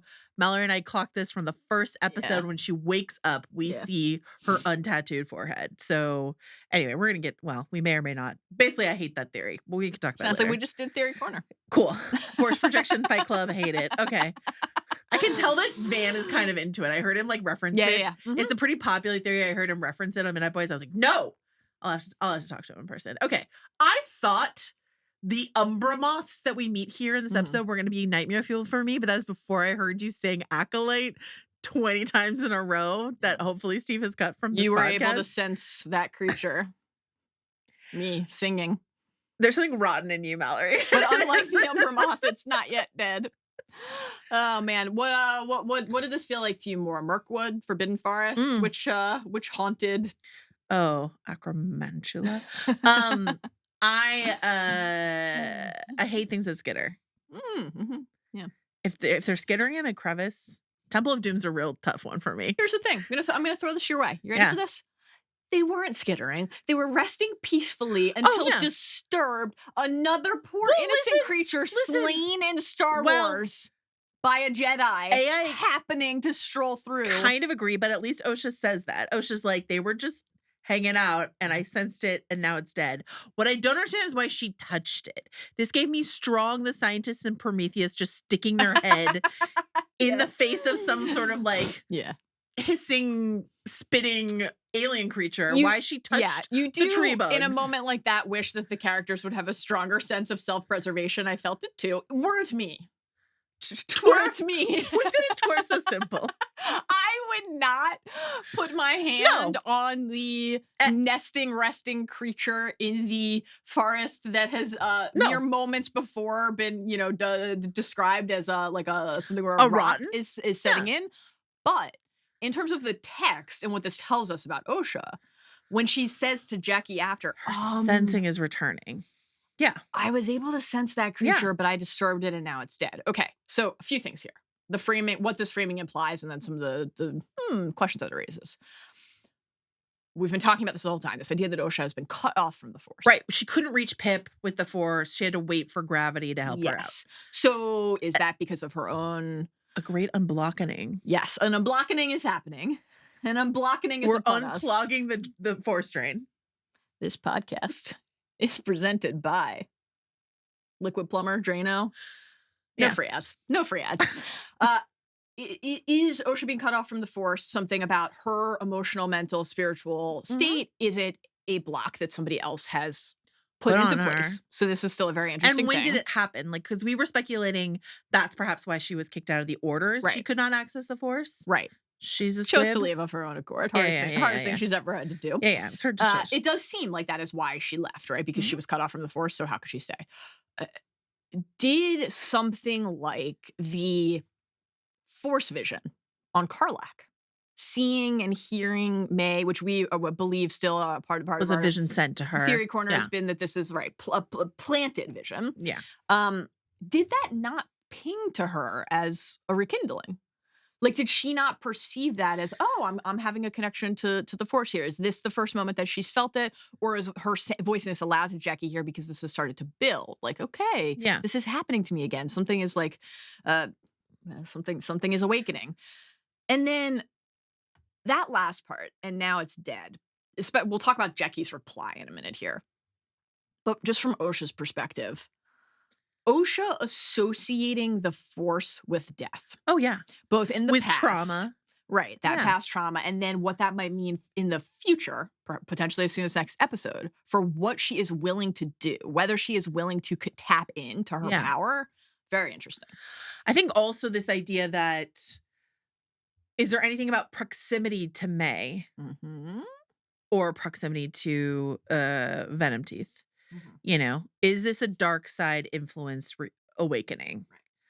What Jackie does say is it's always an honor to get to witness anything or anyone transform into the Force, which is an absolutely psychotic thing to say, and it is something that Yoda said to Anakin too. It was psychotic then. It troubles me then, and it troubles me still. Okay, good Queen Joanna, good Queen Alicene over here. So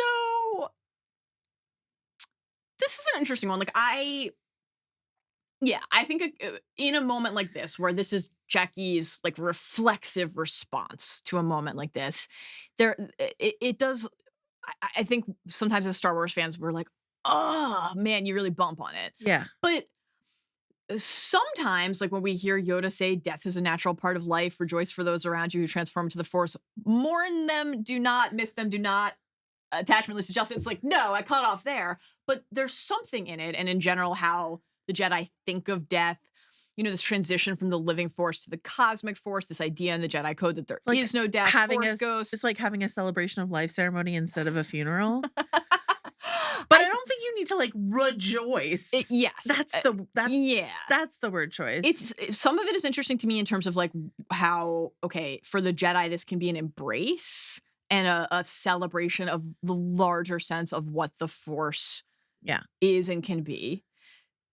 Whereas for the Sith, the don't think about death as more like the pursuit of immortality. It's an active, evil, unnatural thing. And then fearing loss. So the idea of that being the path to the dark side. So there's like the canon kind of connection there. There's a part of this sometimes to me that feels like this is a version of like to the well-organized mind, death is but the next great adventure. And there's comfort in that. Yeah. Like there's something there that I think can give people a sense of like, and that's certainly how Jackie meant it. Peace. Yes. She's like, don't mourn for the giant roly-poly bug that you disturbed by touching it. And we should say, you're like a harmless creature. Yes, when it's slumbering, it seemed like it intended some harm as it was flying towards them. Okay, Jackie, Detective Jackie, Slain. Private Eye Jackie says they're attracted to light. Uh-huh. Photophilic, I think, is how you say that. I have a bug story to tell you later about how I lived with some entomology students in anyway, we'll We're talk talking about like that. Helena? It was the most horrific night of my life. I'll tell you about it later. I'm not sure But I want to hear, but It involved bugs coming towards the light. So yes, similar. But Jackie saying they were attracted to light makes me hope and think if next week is night where shit goes sideways in the forest, I really hope Jackie uses the information she gathered here to set those bugs off. to draw the umber moth. Yeah. And draw them Toward towards the Venom light. Tooth. Yeah. Like throw a saber and they'll like dive bomb wherever the light went. Something like that. That's my hope. That'd be fun. I think that'd be really fun. That'd be fun. Though By I'd the also way- like them to just go about their restful evening undisturbed. What if they love doing a murder and they get to murder some baddies? We only have 2 baddies in We the don't wood. want and, we and- don't and- want and the bed. baddies to Yeah, die. you're right. You're right. Currently. Okay. She also says we're not defined by what we lose. We're defined by what we survive. Mm-hmm. We are what they. Okay. Anyway, why are we running? We already talked about this. Why is there such a ticking clock on this? Yeah. May says at the beginning of the episode, 3 hours till sunset. Yep. There's a clear explanation of this, which is you don't want to go through the bug woods in the dark. And that's an explanation that I can accept. Right? But like what we gotta kill this Wookiee by sundown, seems like, especially given what happens later when Qimir is tied up and then like we believe easily handily escaped and floated over and slashed Kilnaka in the chest right before sundown. Yep. Perhaps this is all a coincidence, but it felt very an odd emphasis to me. Yeah. I think it certainly could be something on the planet, and that would be fun and cool to watch unfold next episode. But it just feels like the Jedi. That's the clock. The Umber Moths are coming out. Because like just Shadow Moths. if it were only When the lights that, go down, do the Shadow Moths come out? maybe. Umber Moths? What other creatures are we? Like it's probably not just going to be the Umber Moths. What are But- those little pod things that with like presumably some sort of spores. like noxious spore. If it were just that, if it were just whatever threat is lurking in the forest, like set up camp and wait till morning we're just gonna make it, is what he says. We're before just the gonna Jedi who I beat the sense Jedi. because I am a Sith Lord. I'm willing to catch accept us. that it's that simple. Okay. Should we do another round of let's overanalyze every single thing Qimir says? I'd love to. Let's hit it, Steve. I have to fight a Wookiee after this trek. I'd like to rest for a minute, if that's all right with you. It's not, but okay.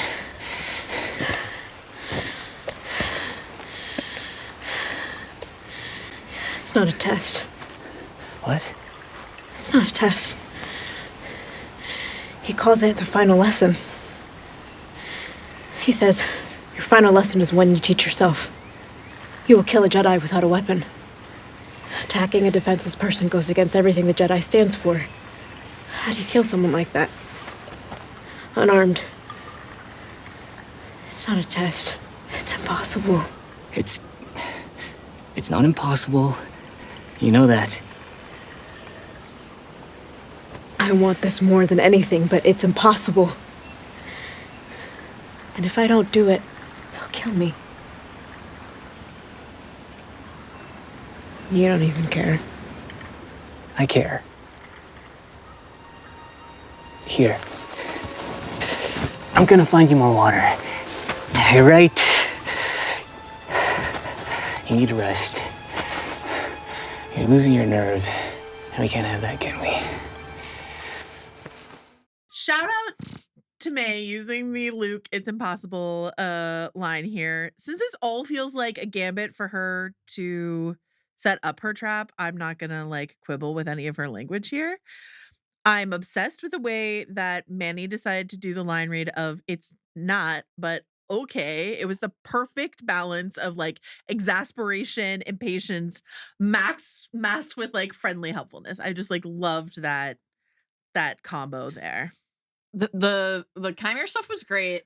I agree that given the second he goes to get the water, she like looks up to see where she's gonna set Throw her the rope. trap. That Yeah. it seems like this is intentionally It's a gambit. done to set up the eventual exodus. But I don't think that makes sense, because why go to the planet in the first place then? If you've I made don't this think decision, the whole thing was a gambit.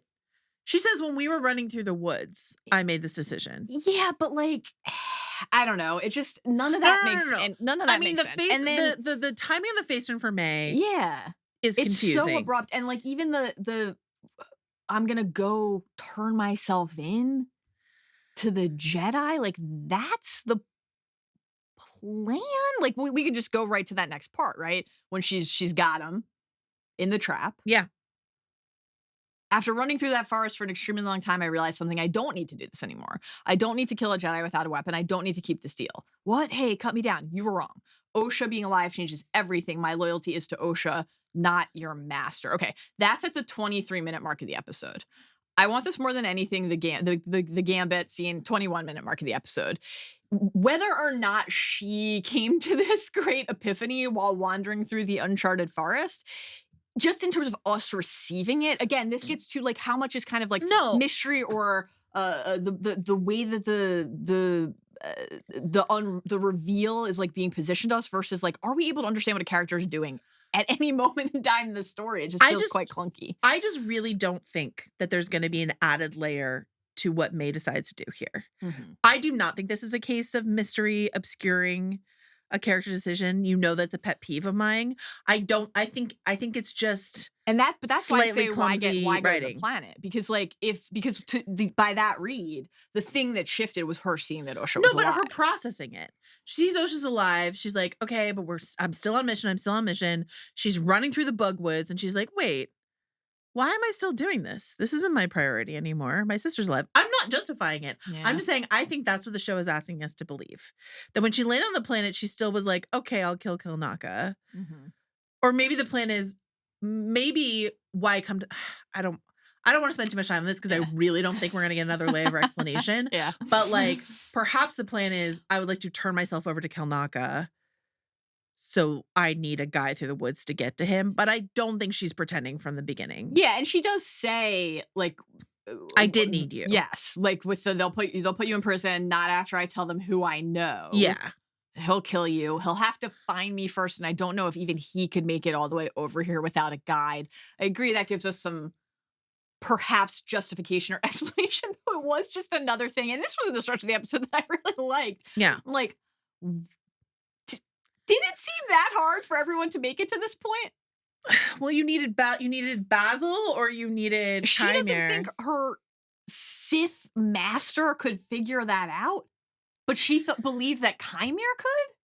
Does that make sense? It makes sense if you're May and you haven't figured out that the guy right in front of you is your Sith master. I don't know. Regardless. She is positioned a threat to him. Yes. The reason that Kilnaka gets a slice to the chest as quickly as he does is because she has put this threat here. Oh, without question. Right? Yeah. That's why that line is there. That's why She's the plan ready to is that. spill, And so he's he like, has to he prevent has her to from race getting her to definitely. Kilnaka. Absolutely. And again, it's a good thing he can fly. She takes a little tumble. She does. She That falls buys over that him spore. Yeah. Seconds. But also, I guess he can fly. Yes. So he got there first. Again, we are so certain that Qimir. Well, first he had to put the helmet and the. I loved when poncho on this and was stuff like that. hilarious when he went to go get the water. Yeah. Took the bag with him. Picking up Oh, the yeah. bag to Don't take leave the it. bag behind. She might wrestle through it. Sensational stuff. He'll kill you though. Yeah. His delivery of that was like Yeah, he quite- really shook out of like Chipper Doofus mode in a hurry. He'll there. kill you. Kill you. So this gives me a preview of this is why I'm excited for the back four. Mhm. Because I'm really if we find out in episode 5, which we really should, that Qimir is under that helmet. Watching Manny Jacinto cook on that level and give us some Sith philosophy and like why the Sith think the Jedi are fucked up, that's the juice that I'm really looking forward to. That's I mean, the I show know we've been waiting to watch. I know we're gonna get Brendok flashback. I know we're gonna get some drama with Saul. I still love Saul, so I am interested in all of that, but I'm really interested in some Sith monologues. And as Same. much as I've enjoyed the clumsy bumbling performance, I really want the he'll kill you Yeah. energy for the rest of the season. Same. Okay.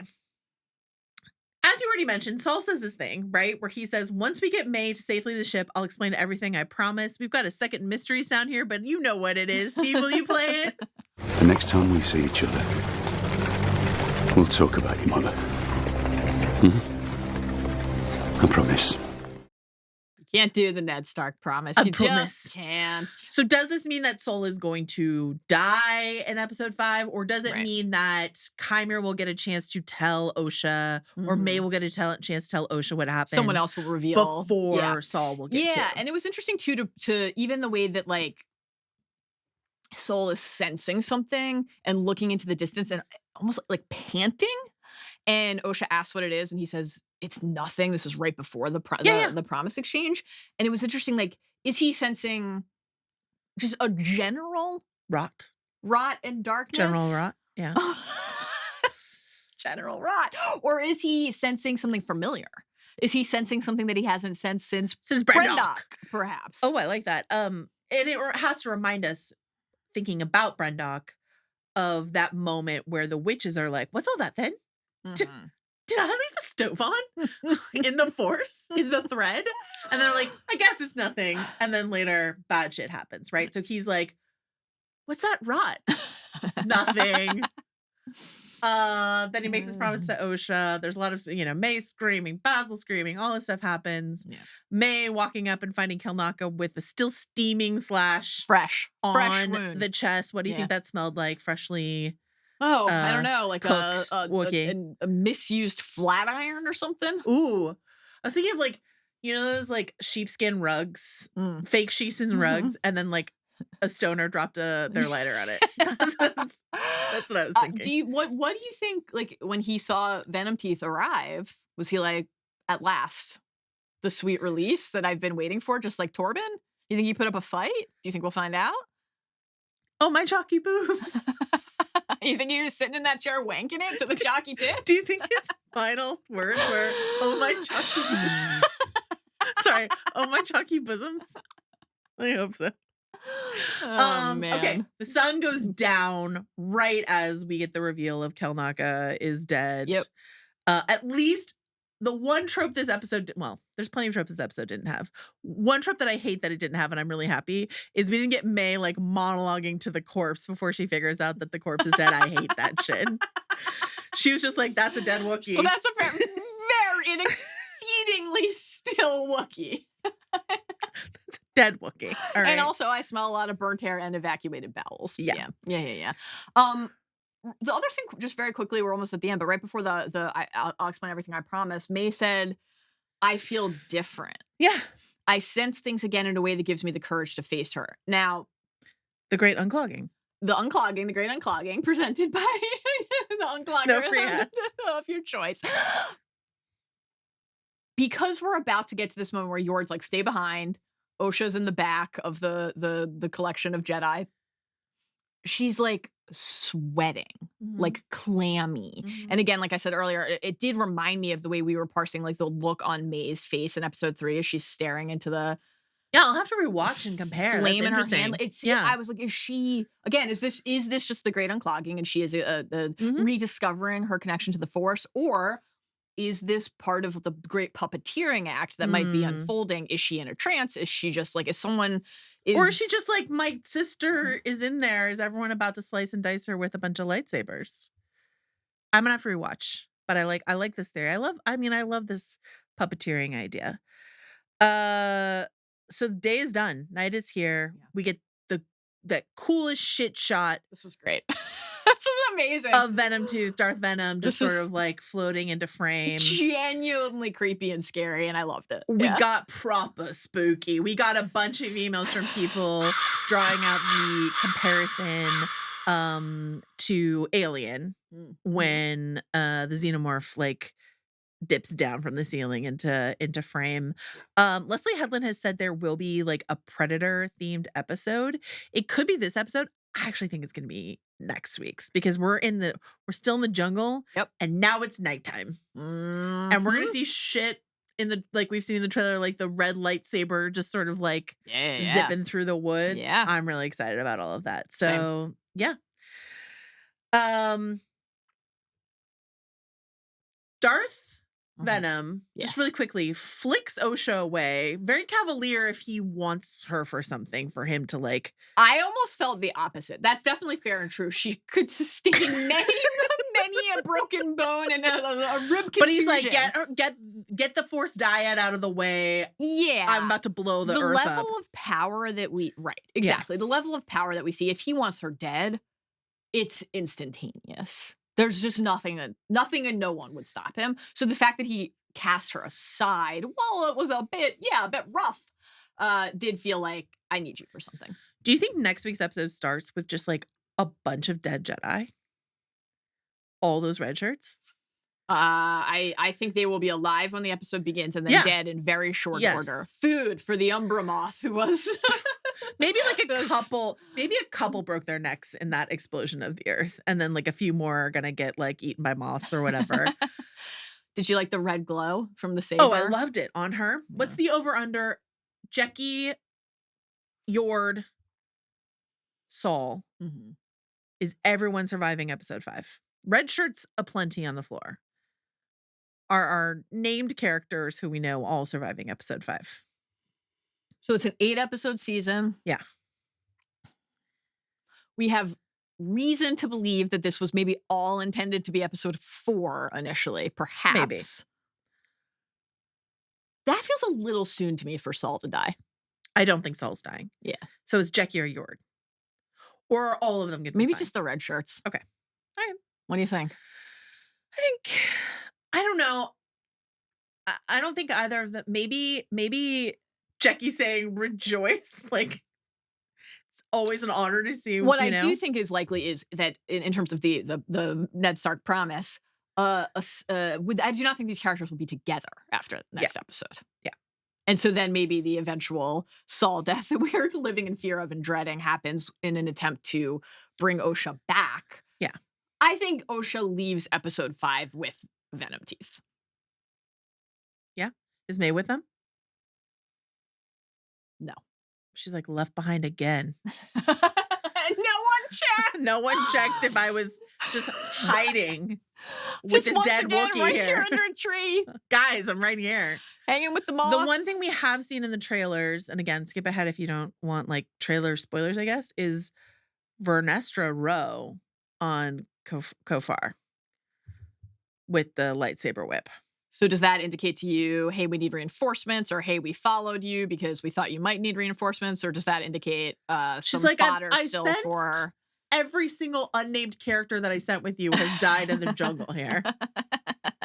Can I be of some service? How quickly can she get to them based on the now canonical? I don't know. This is a or super can she like hard sense forest to them trek and like through. land right in the jungle? I don't know.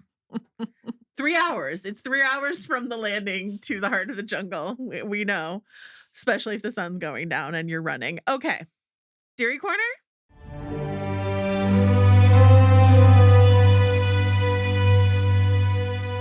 Let's just rapid fire. Top 5 reasons Qimir is definitely Venom Tooth. Darth Venom. Number 1. He's carrying his helmet in his bag. The bag. Yeah. Number 2, the way he said he'll kill you. Mm-hmm. Yeah. Number 3. I-we. The way he says, what does he say? He says, I made a deal, right? The collecting people. I just owe him. Number 4. Mm-hmm. The way he evaded the knife in the alley in episode 2 with Mm-hmm. May. Mm-hmm.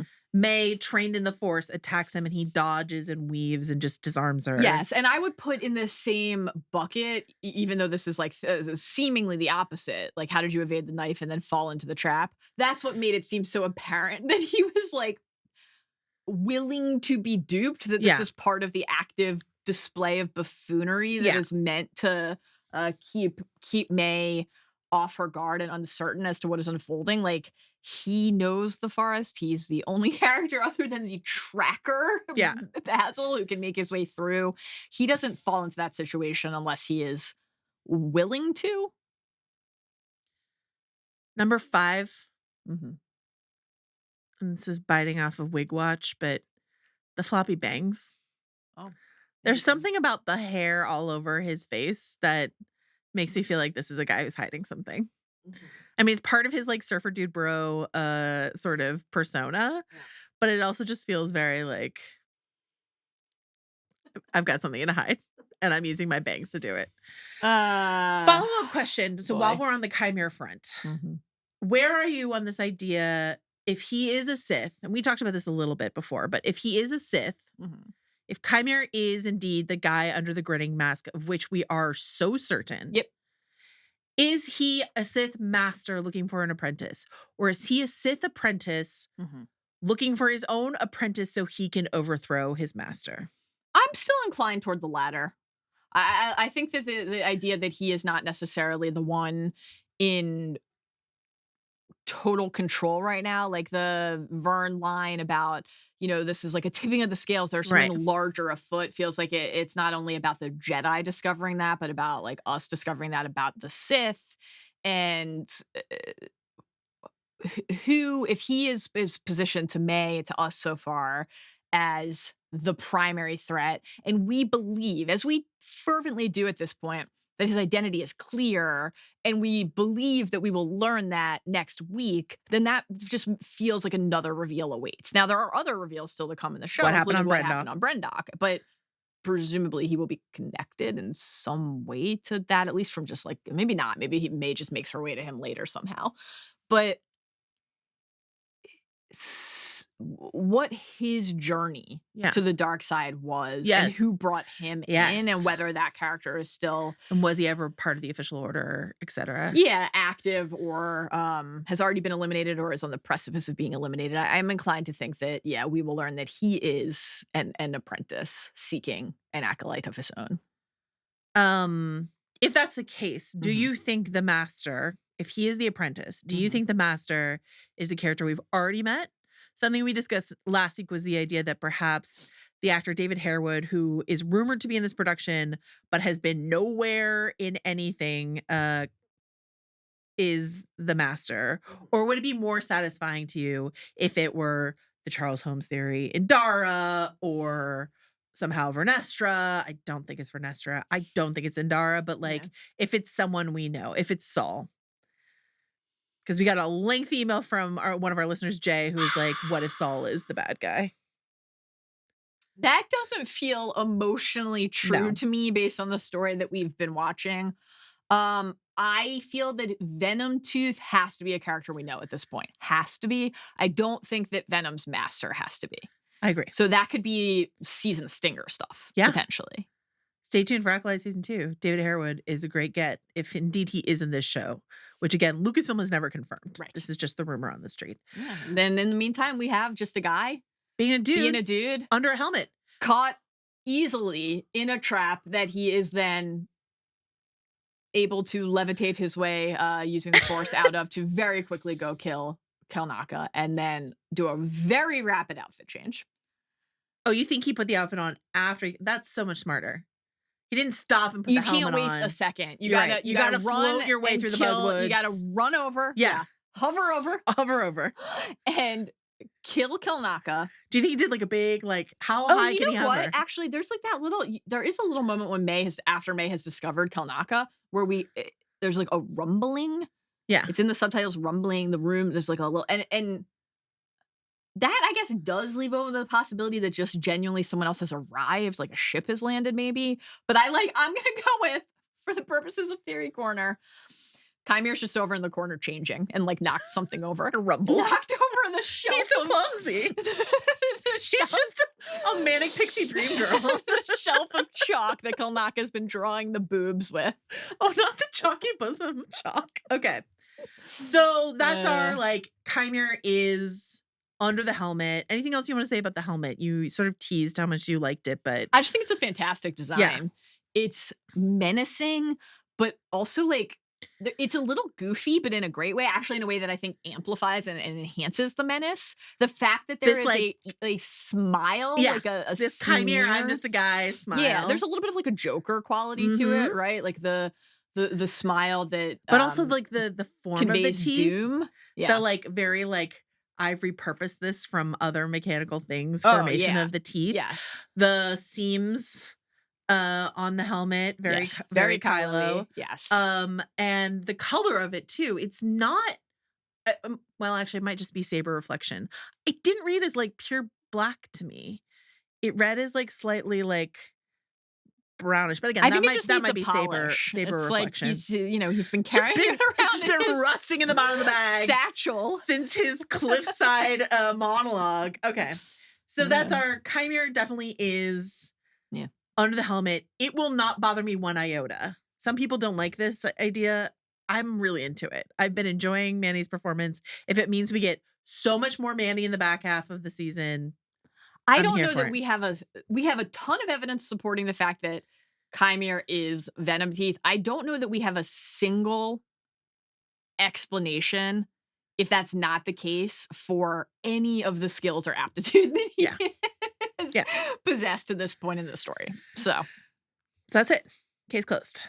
yes. Call Detective Jackie off the case. Yeah. We've solved it. And Okay. there's one thing we know about a Sith Lord. They can navigate their way through an uncharted forest.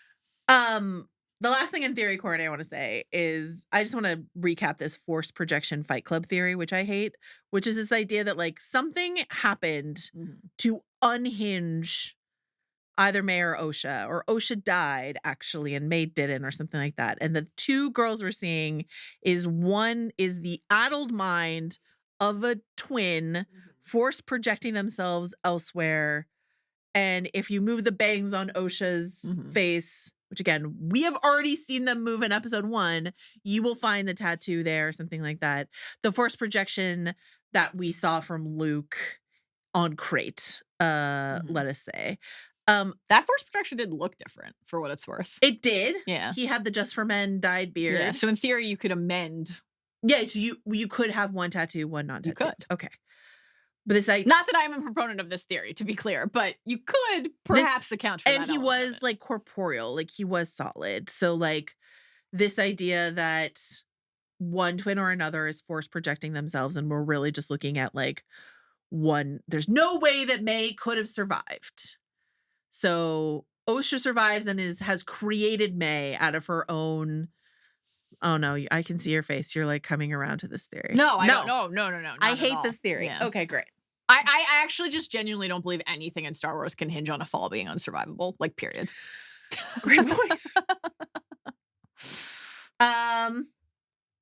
I just also think that's not the story that we're watching. Exactly. Like, this is about this connection between these two people. Again, there is a mystery element, but I think grasping for content, not content, but grasping for like meaning out of a 27-minute episode, like I think a lot of us have sort of just got a little too wrapped up in theory corner, myself included. Guilty always of that. Okay, let's do wig wash before we go. Will you wear wigs? Okay. So not just the floppy bangs from Manny Jacinto, but I did Mhm. want to hit you with this final email from Quentin, who says, I was watching the episode this week, and after seeing adult May and Osha, I can't help but thinking this is setting up a twin switch. The girls had the same hair length as kids, and now they're different. I wonder if we will see May cut her hair, and there will be a twin switch. I don't know about a switch, but their hair is so... Either their hair is so similar, barring the sort of like underbraid length of May, like one slice of a knife away from their hair being identical. So either that's to set up our confusion in the beginning, Right. which was so quickly dispelled Yep. as to who killed Indara and the noodle bar, or there will be some sort of... I'm always suspicious of twins, and like the similar hair is Mhm. just Yeah. very interesting to me. Between this and our time with Eric and yeah, Arik. yeah, we'll talk about this on What- House of the Dragon. What a but, time like, for you. Yeah. Yeah. Is that the show we're watching, or does that feel too like What do we goofy, mean? say What by do we them? mean by twin I don't agree with switch? twin switch, but like a maybe like a Osha saying to May, like, wear my clothes and get out of, you know what I mean? Like pretend to be me to get out of here or something like that. I don't know. Yeah, I guess like And we have already seen Osha pretend to be May yes, in episode 2. badly. You look exactly like her. Yeah. I don't know whether Okay. one of them will choose to, like have the other pretend in order to evade or escape or something. See, it's in play. I think this just gets back honestly to like I don't know what the characters like Want. So it's like Okay. hard to All I want is episode 5 to be a bunch of like badass lightsaber shit in a Can't wait. jungle. Sounds great. I want all the Umbra moths to make it out alive. All the moths survive except that one that died because Osha touched RIP. it. Yeah. Tough one. And then just like a lot of Sithy monologues. Sounds wonderful. Sounds like a great however many minutes of TV. Great. All right, we did it. That's Acolyte episode 4. Don't. Don't you? All right. That's Acolyte episode 4. Thank you so much for joining us. We will be back on Sunday night immediately after House of the Dragon wraps up with Talk the Thrones with Chris Ryan on Spotify, on YouTube, or wherever you get your podcasts. We'll be back again on Tuesday for the deep dive. Why should people go to theringer.com/events, Mallory Rubin? Because we're doing a live event next week, Tuesday, June 25th. At the El Rey Theater in Los Angeles. We are doing a live Talk the Thrones. You can still get your tickets and come hang out with us to spend an evening in not only Los Angeles, but Westeros. We have reached the hour of the morning where Mallory is only capable of singing, and that means it's time to go. So thank you to Mallory Rubin and her broken musical brain. And thank you to John Richter, a recent addition to our team. What a delight John Wonderful. is. To Stephen Ahlman, our stalwart, our guy on the cause, on the ones and the twos. Steve Ahlman. Arjuna Ramgopal, who got us coffee this morning, among a million other things that he handles for us. Gemstone. Great.